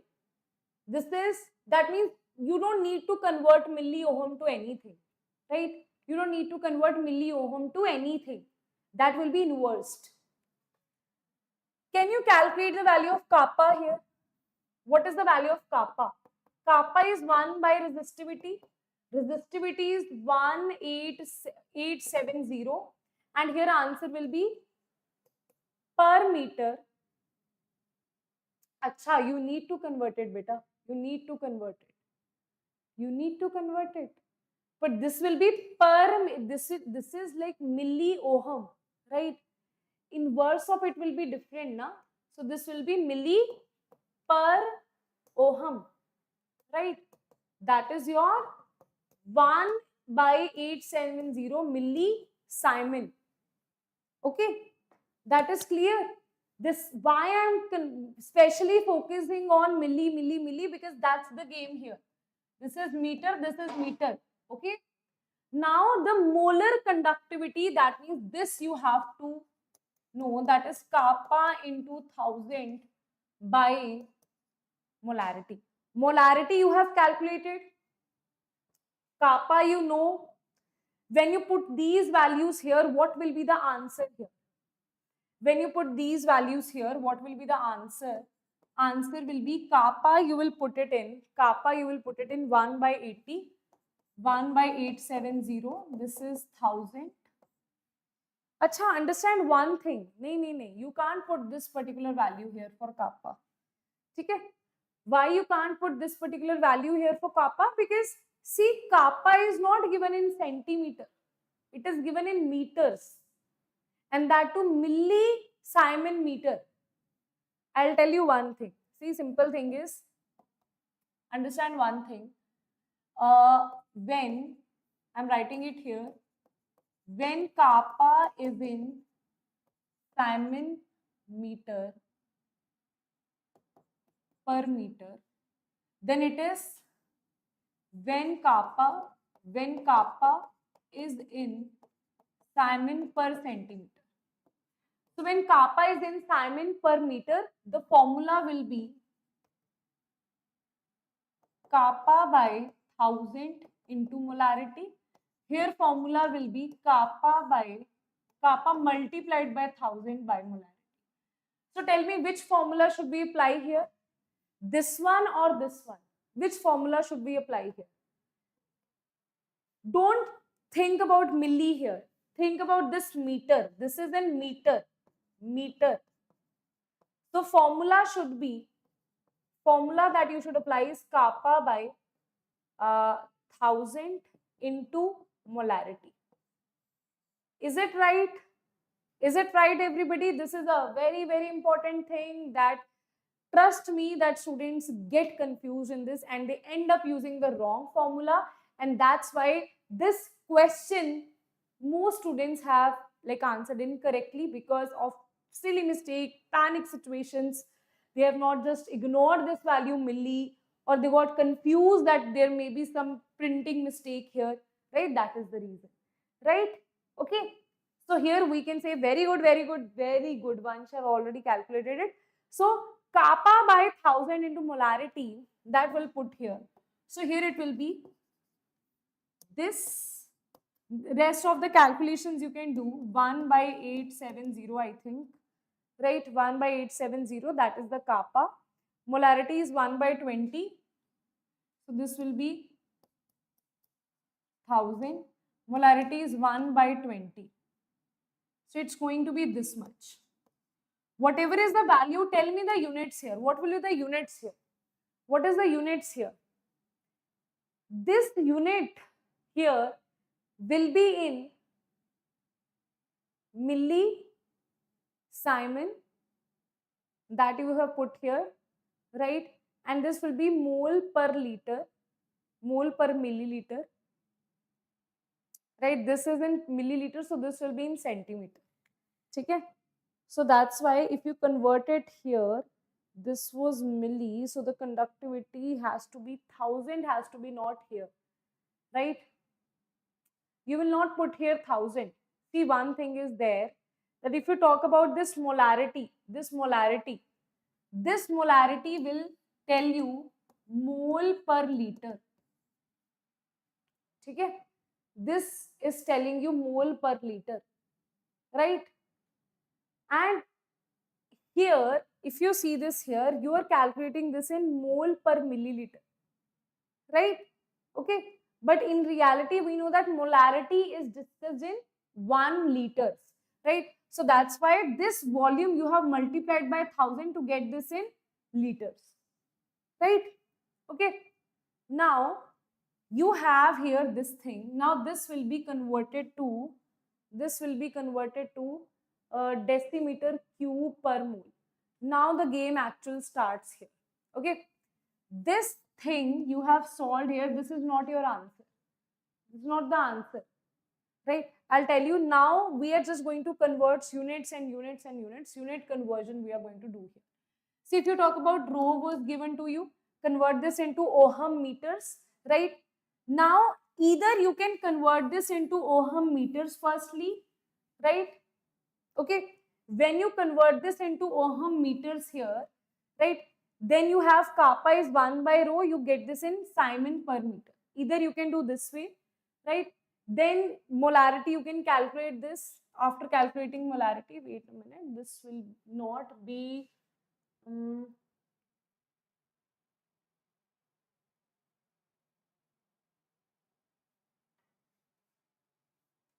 this will not be 1 by this, okay?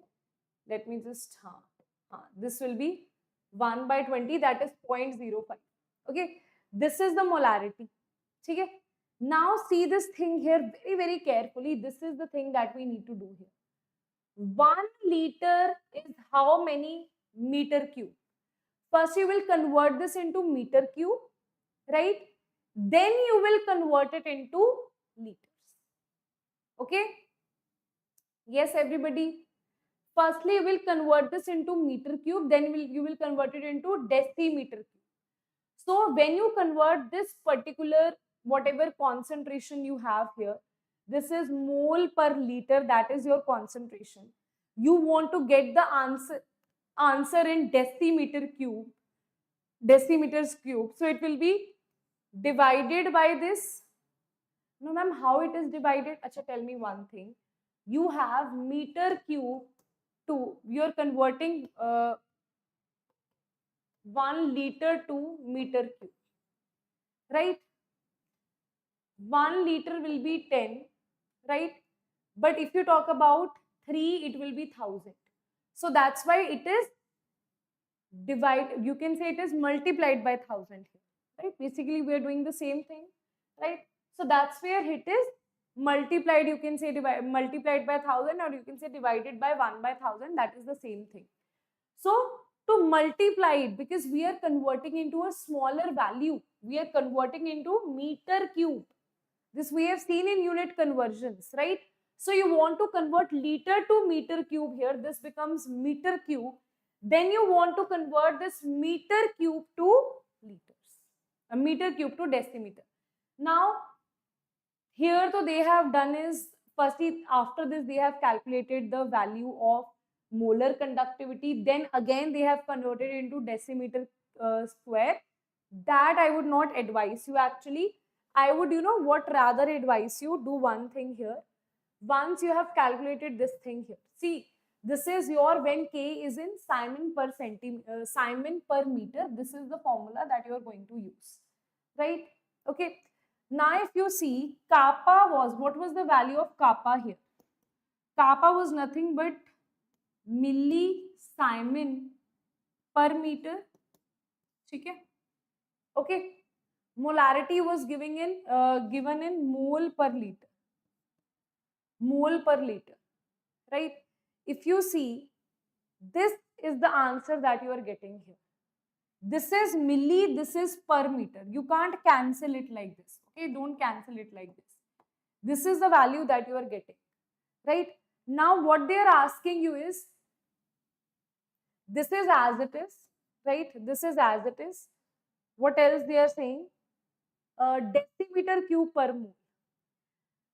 Now, if you see this mole is, see, we know we are talking about 1 mole only. So this mole we can erase also. There is no like need of that because we are talking about 1 mole only here, right? This we are saying that this should be converted to decimeter square, right? This particular thing should be converted to decimeter square. This is your per mole. You can write it here. That means, can you see that what we have landed up, because that is a tough method that is there. So I would not advise you for that. Arey yaar. Wait a minute.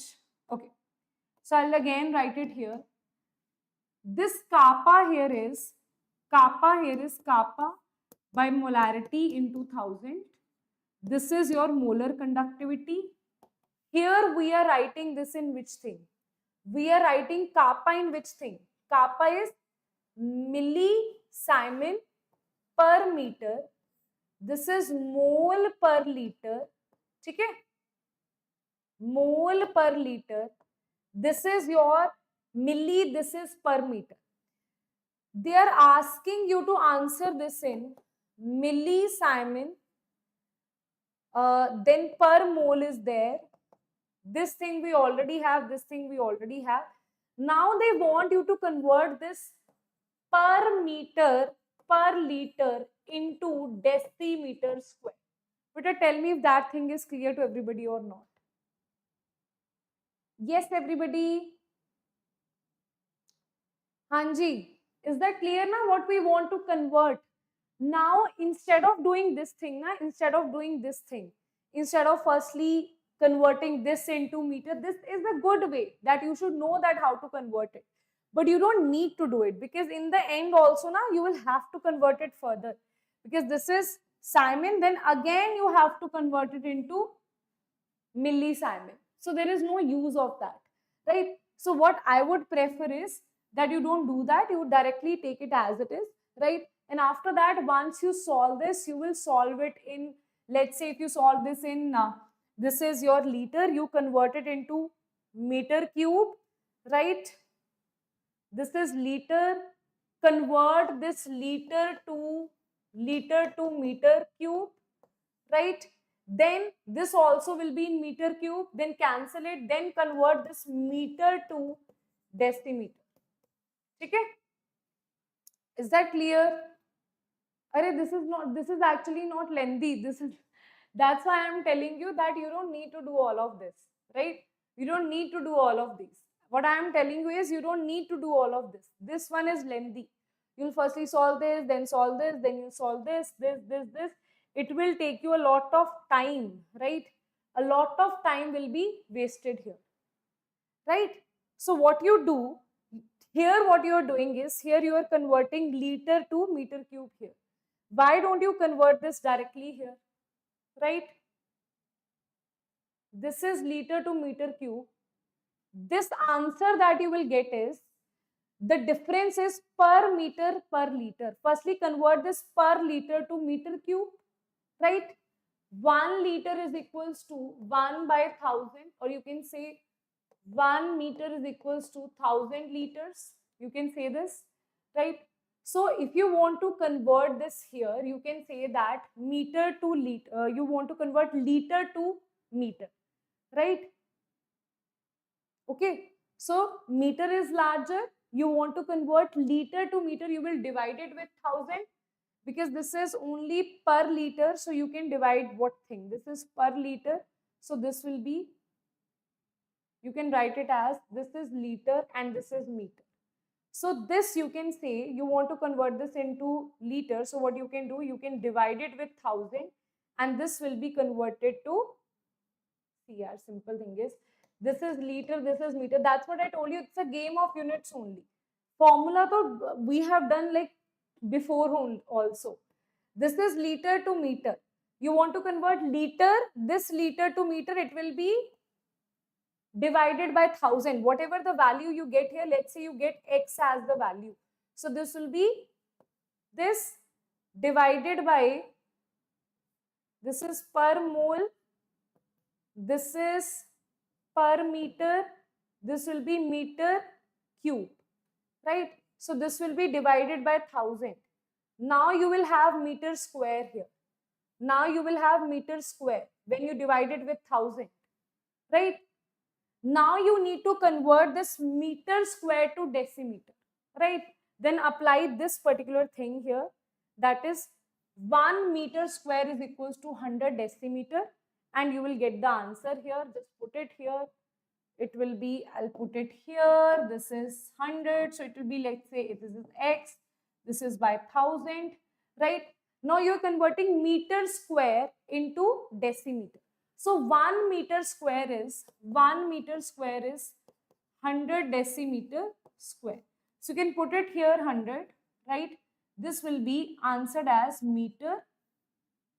This will be answered as millisiemen decimeter square per mole. Isn't it your answer? Isn't it your answer? Isn't it the same units that we were referring to this one? Right? Okay. So you don't need to do all of this here. You can directly answer this. Okay, everyone?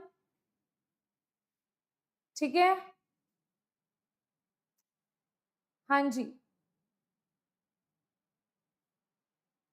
Ma'am, listen to you for whole day. Thank you. Acha, tell me if that is clear. Okay? See, it's a difficult way of doing this as well, easy way of doing this as well. Easy way is, you should know just one thing here, that if you have kappa in per meter, you apply this formula, per centimeter, apply this formula. Once you apply this formula, what they have asked you, you have to see what is the difference that you are making. Only difference was this liter meter. So I converted this liter to meter square. Once I converted this liter to meter square, meter cube it will be. Okay? Meter cube only. So this will be converted to meter cube. This is meter. Meter will cancel. It will be meter square. Then meter square is converted to decimeter square. Right? And that's how you get your answer here. Right? Okay. Let's see what is the answer that we are getting.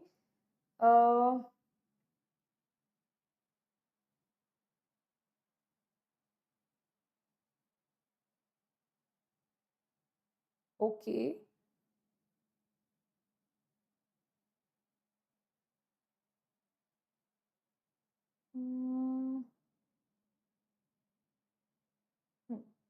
ठीक है. Okay, chal. Now let's talk about the next thing, that is given below the plot. Now this is the plot of molar conductivity versus concentration of Kc. Now this is also very interesting. From here also they are asking the questions. So here they are saying, if for the higher concentration of KCl, the resistance of conductivity cell is 100, right? And this, okay, 100, then the resistance of same cell with dilute solution X is what? Okay. So this is the graph. From the graphs, you have two values, that when this is the concentration, this is the molar conductance, this is the concentration, this is the molar conductance, right? Now they are saying for higher concentration of KCl, the resistance of the conductivity of the cell is this. Then the resistance of the same cell with dilute solution of X. See, here we'll solve it with the help of like graph also. How we will solve it? We know that in this case, there is kappa and there is this resistance, right? They are giving you two things here. One is resistance. Resistance is always there, right? So one thing we know for sure, that they have given you this conductivity, they have given you this thing here.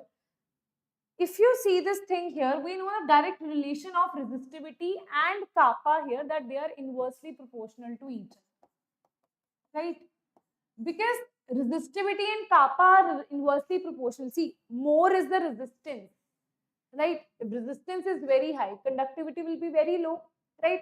That means if I talk about two cases here, the conductivity ratio of concentrated and diluted, if you talk about, that will be K C divided by, you can say Kc is equals to 1 by resistance of C. This is K of D is equals to resistance of D. So from that, this is the formula that you get, that we have answered here, because they are inversely proportional. Keep it, mark it 1 here. Right, now we will understand. This is, we know that relation between kappa and resistance. Right, now what we will do, from the graph that is given to us, right, from the graph we know that this is the concentration, this is the value of this molar conductivity, and this is the value of molar conductivity, right, where your values are. See, value is, this is when more dilute. See, here the concentration is high, here the dilution is high. This is your D, this is your C when concentration is high. Okay? Here they are telling you the value of molar conductivity. So molar conductivity for concentration is 150. Can you see this? Wait a minute.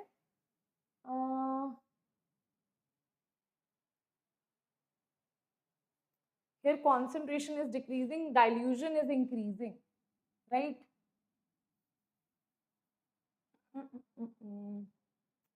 This is concentration, this will be 100, this is point, this will be, acha. So we will talk about this thing here, that for concentration 0.1, the value of this molar conductivity is coming out to be 150.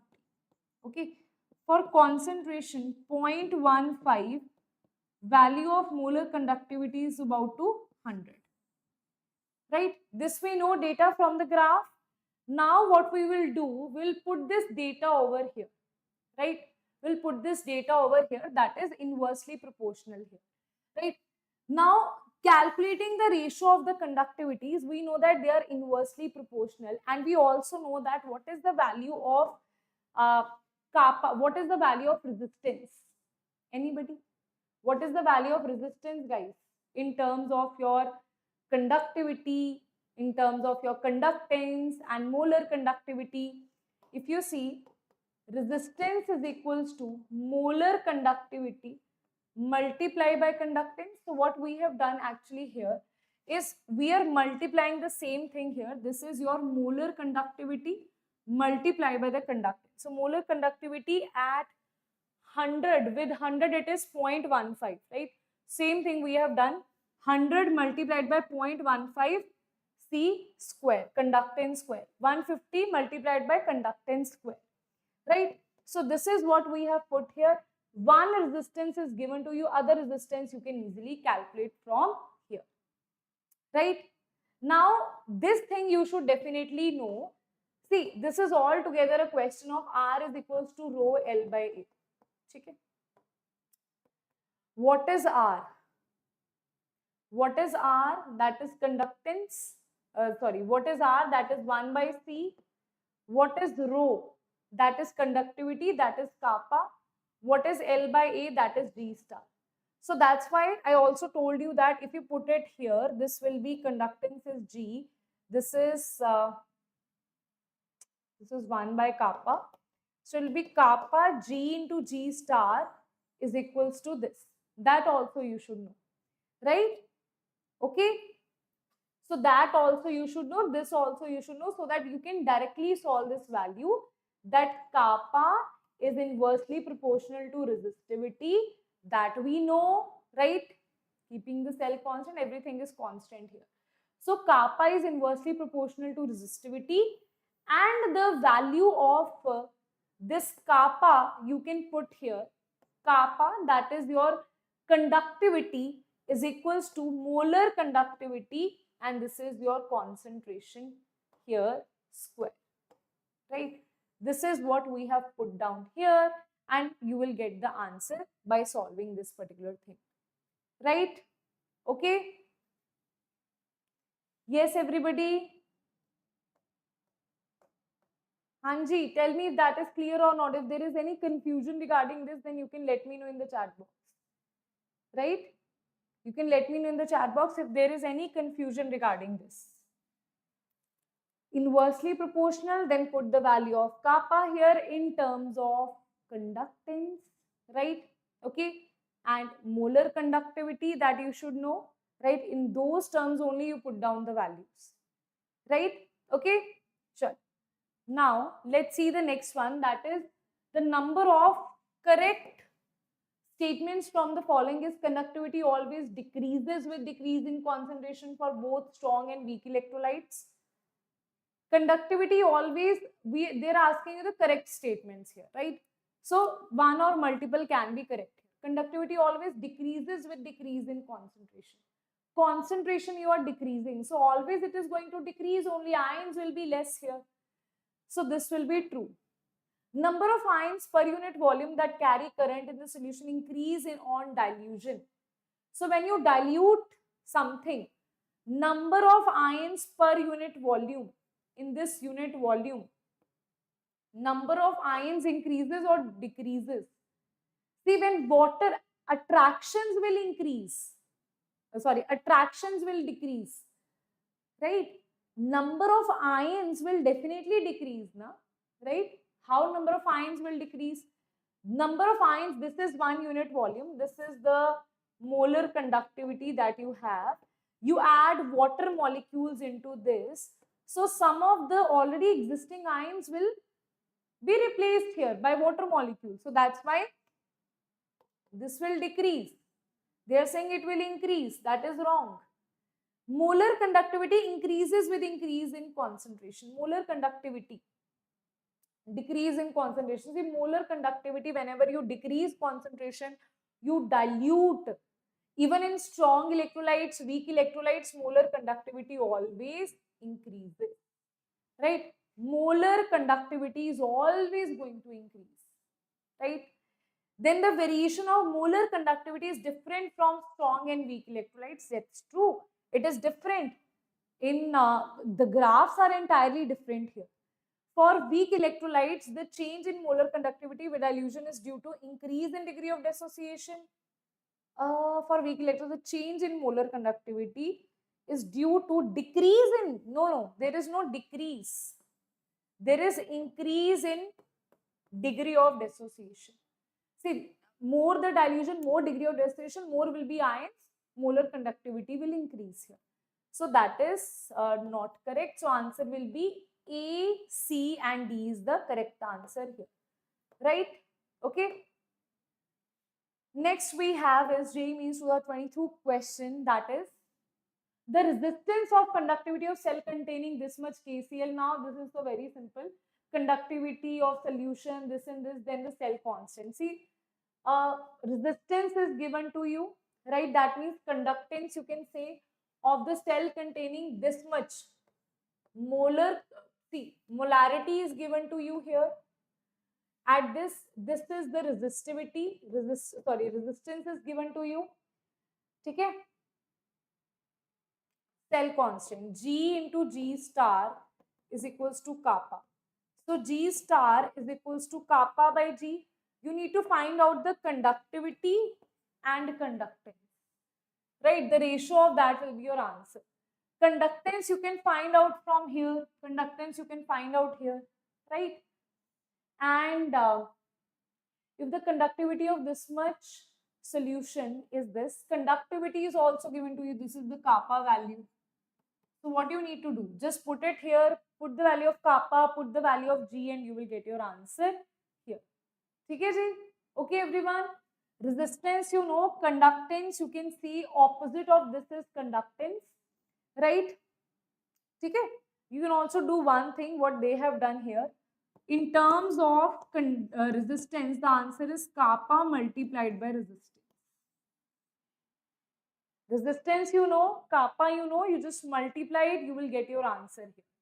Cell constant is kappa multiplied by resistance and you will get your answer. It's a very, very simple one. Okay. So this was asked in JEE Mains 2022, right? Next is you have resistivity of conductivity cell filled with this much solution is this. Okay. So now, okay.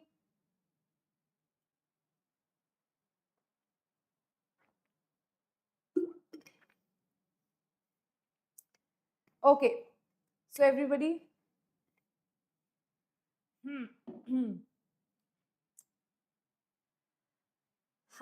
let's see this. Resistance of conductivity cell filled with this much solution of KCl is this. See, now in this case, what they are asking you, molar mass of KCl is given to you. This is also a very, very interesting question because resistance of conductivity cell filled with this much solution of KCl is this. Resistance of 1 is given to you, right, which is labeled as 1. Cell constant is given. With the same cell is filled with KCl solution of this much ppm. ppm concentration you are changing. Resistance of this, okay, resistance is given to you. Cell constant will be same for a particular cell. The ratio of molar conductivity of solution 1 and 2. Resistance of both are given to you. Molar conductivity ratio is what they are asking you, right? Okay. Molar conductivity in terms of resistance and concentration. Kappa is given to us. Kappa is not given to us. Cell constant is given to us. Yes. So we know that G star is equals to kappa. So from there, can I say that G into G star is equals to kappa? Can I just directly say that this resistance is given to you? So it will be kappa is equals to G star by resistance. G star, cell constant is constant for a particular cell. This is divided by R. This is the value of kappa. Okay, so kappa you can solve it for two different things. Kappa, let's say K1 for first solution is going to be 129 by 100. For second solution, it is going to be 129 by, this is 50. Okay, 129 by 50 here. Okay, so this is 129 by 100, 129 by 50 based on resistance value I have. Now, if you see, this was given in per meter. So this kappa will also be in this. This is in per meter. Per meter. This is per ohm. So this will be Simon per meter. Okay, Simon per meter. Units I told you, you need to focus on. Kappa, you know, when concentration, you also know that is 74.5 ppm. This concentration is 149 ppm, right? Now, guys, simple thing is that you need to calculate the molar conductivity. Molar conductivity, we know that it is kappa, right, divided by 1000 multiplied by molarity, right? So this formula is what you need to apply here, right? So let's do that. Here, first you need to convert this molar ppm into molarity here. Till here, so we have understood. Okay? Solution 1 has this much ppm, solution 2 has this much ppm. Okay? You need to convert it into molarity because the formula is in molarity, right? So you need to put the formula in molarity, only then you will be able to answer this, right? Now, if you see this here, this ppm 1 by 2 ratio is ratio of molarities, right? Then it will be W1 by, let's say, MO divided by, this is the molar mass here, right? Number of moles by volume. This is number of moles by volume. Molar mass is same for both of them, right? So this will cancel out, right? So that means the ratio of ppm is the same ratio of this thing, right? So take the ratio of ppm of one solution to the ratio of second solution. It is same as molarity of one solution by second solution, because if you see, that is coming out to be W1 by W2. Okay. So can I just put it here? Instead of ppm by ppm2, I'll put m1 by m2. Simple thing, right? I'll do the same thing here. So what you need to do, our formula is kappa into 1000 by molarity, kappa into 1000 by molarity. When we are putting it here, 1000 will cancel each other, so it doesn't matter. You keep it 1000 division or multiplication, doesn't matter. Kappa K1 by K2 is equals to M1 by M2. M1 by M2 is nothing but this is your ppm of 1 by ppm of 2. So this ppm of 1 by ppm of 2, you can see this here. This is ppm of 1, this is ppm of 2. You put down the values of ppm here. This is kappa of 1, this is kappa of 2. You put down the value of kappa here. Even kappa value you don't need to solve, right? Because kappa is also what? Kappa is also coming out to be, G star by R. G star is constant here. Hai na? If you see this, G star is also constant. G star by M. This is also constant. Sorry, G star by R. This is also constant. Okay? So that is the reason you don't need to put it here. So when you have 50, that is for R2, it is 141, right?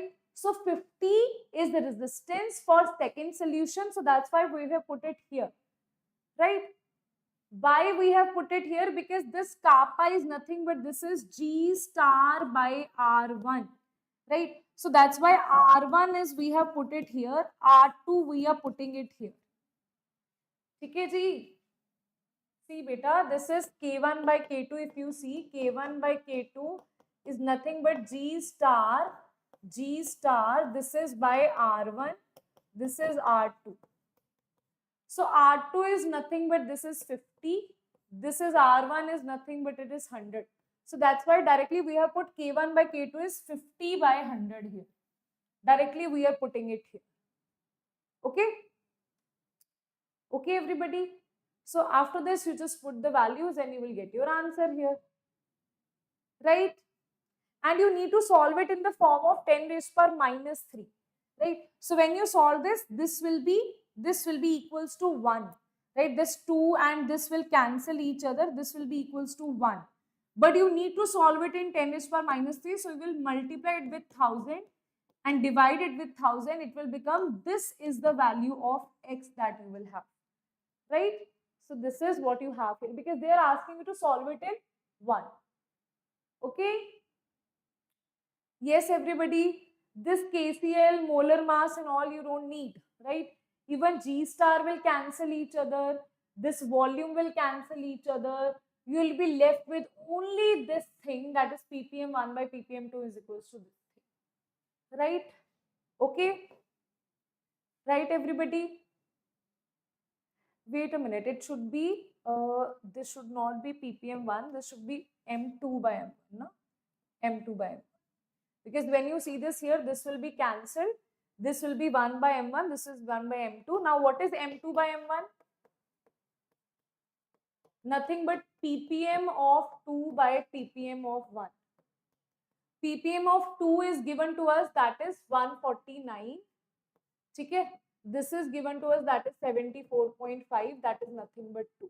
So directly that's why this you will put it as 2, this you will put it as 1 by 2 because of this thing here, that is 1 by 2. Okay? Okay, everybody? Good night, ji, good night. Right, beta? So that is what you have here. Next is your Kohlrausch law. This is a very, very simple law as compared to what we have done now. So Kohlrausch law states that you are not able to find every molar conductivity at infinite dilution yourself, right? Because the graph was coming out to be something like this. It was parallel. So that's why he stated that I will give you one law in which if you have any ion, its molar conductivity at infinite dilution will be equals to the molar conductivity of individual ions here. For example, you talk about molar conductivity of CaCl2. Because this is dissociated into Ca2 positive, so it will be molar conductivity of Ca2 positive plus 2 of molar conductivity of Cl negative. Because this is dissociated to 1 Ca positive, 2 Cl negative, that's why it is the answer here. So it states that limiting molar conductivity of electrolyte, weak electrolyte, can be represented by sum of individual contribution of ions and cations of the electrolyte multiplied by their stoichiometry coefficients, right? So that is the case here. If you see the questions based on this is very, very simple questions. Molar conductivity of infinite dilution of barium chloride is given to you. sulfuric acid is given to you, hydraulic acid is given to you, all will be strong, okay? Hydraulic acid is given to you. They are saying molar conductivity of barium sulfate. Barium sulfate is Ba2 positive and SO4 2 negative. This is what you want to have in the end, right? So very simple it is. See, barium chloride is BaCl2. You need to have it. Then you need to have H2SO4 also. You will subtract here HCl. Here you have 2Cl and 2H, so that's why you will subtract 2 HCl here. This is what will happen. In the end, this 2Cl will cancel with this 2Cl. This 2H will cancel with this 2H. You will be left with one Ba 2 positive and other is SO4 2 negative. That's why add these two. BaCl2 is 280 and H2SO4 is 860 minus 462 and you will get your answer here, right? Okay, that's how you calculate this, right? That's how you add these two things and you subtract. Just make sure the extra ions that you don't need should be cancelled by one of the electrolytes, right? This 2Cl and this 2H will be cancelled by 2HCl. That you should make sure, right?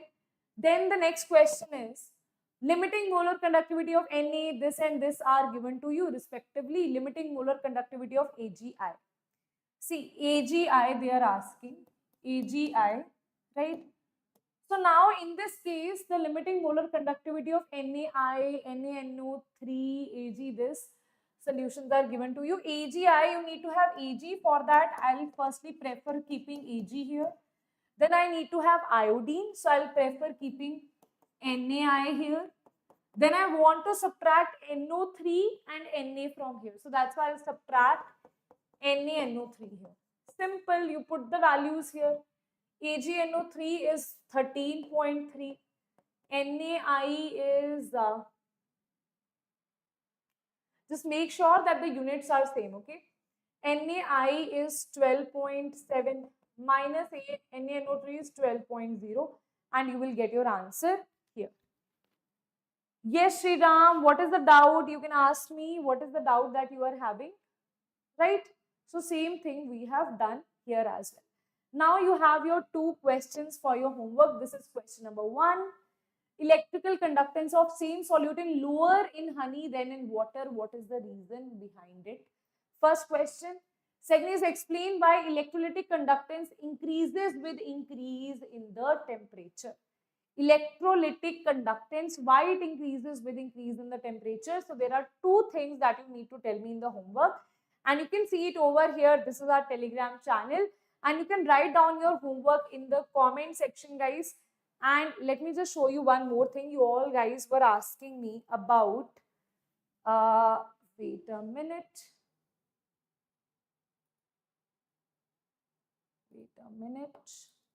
You all were asking about sigma batch. So let me just show you in detail about sigma batch.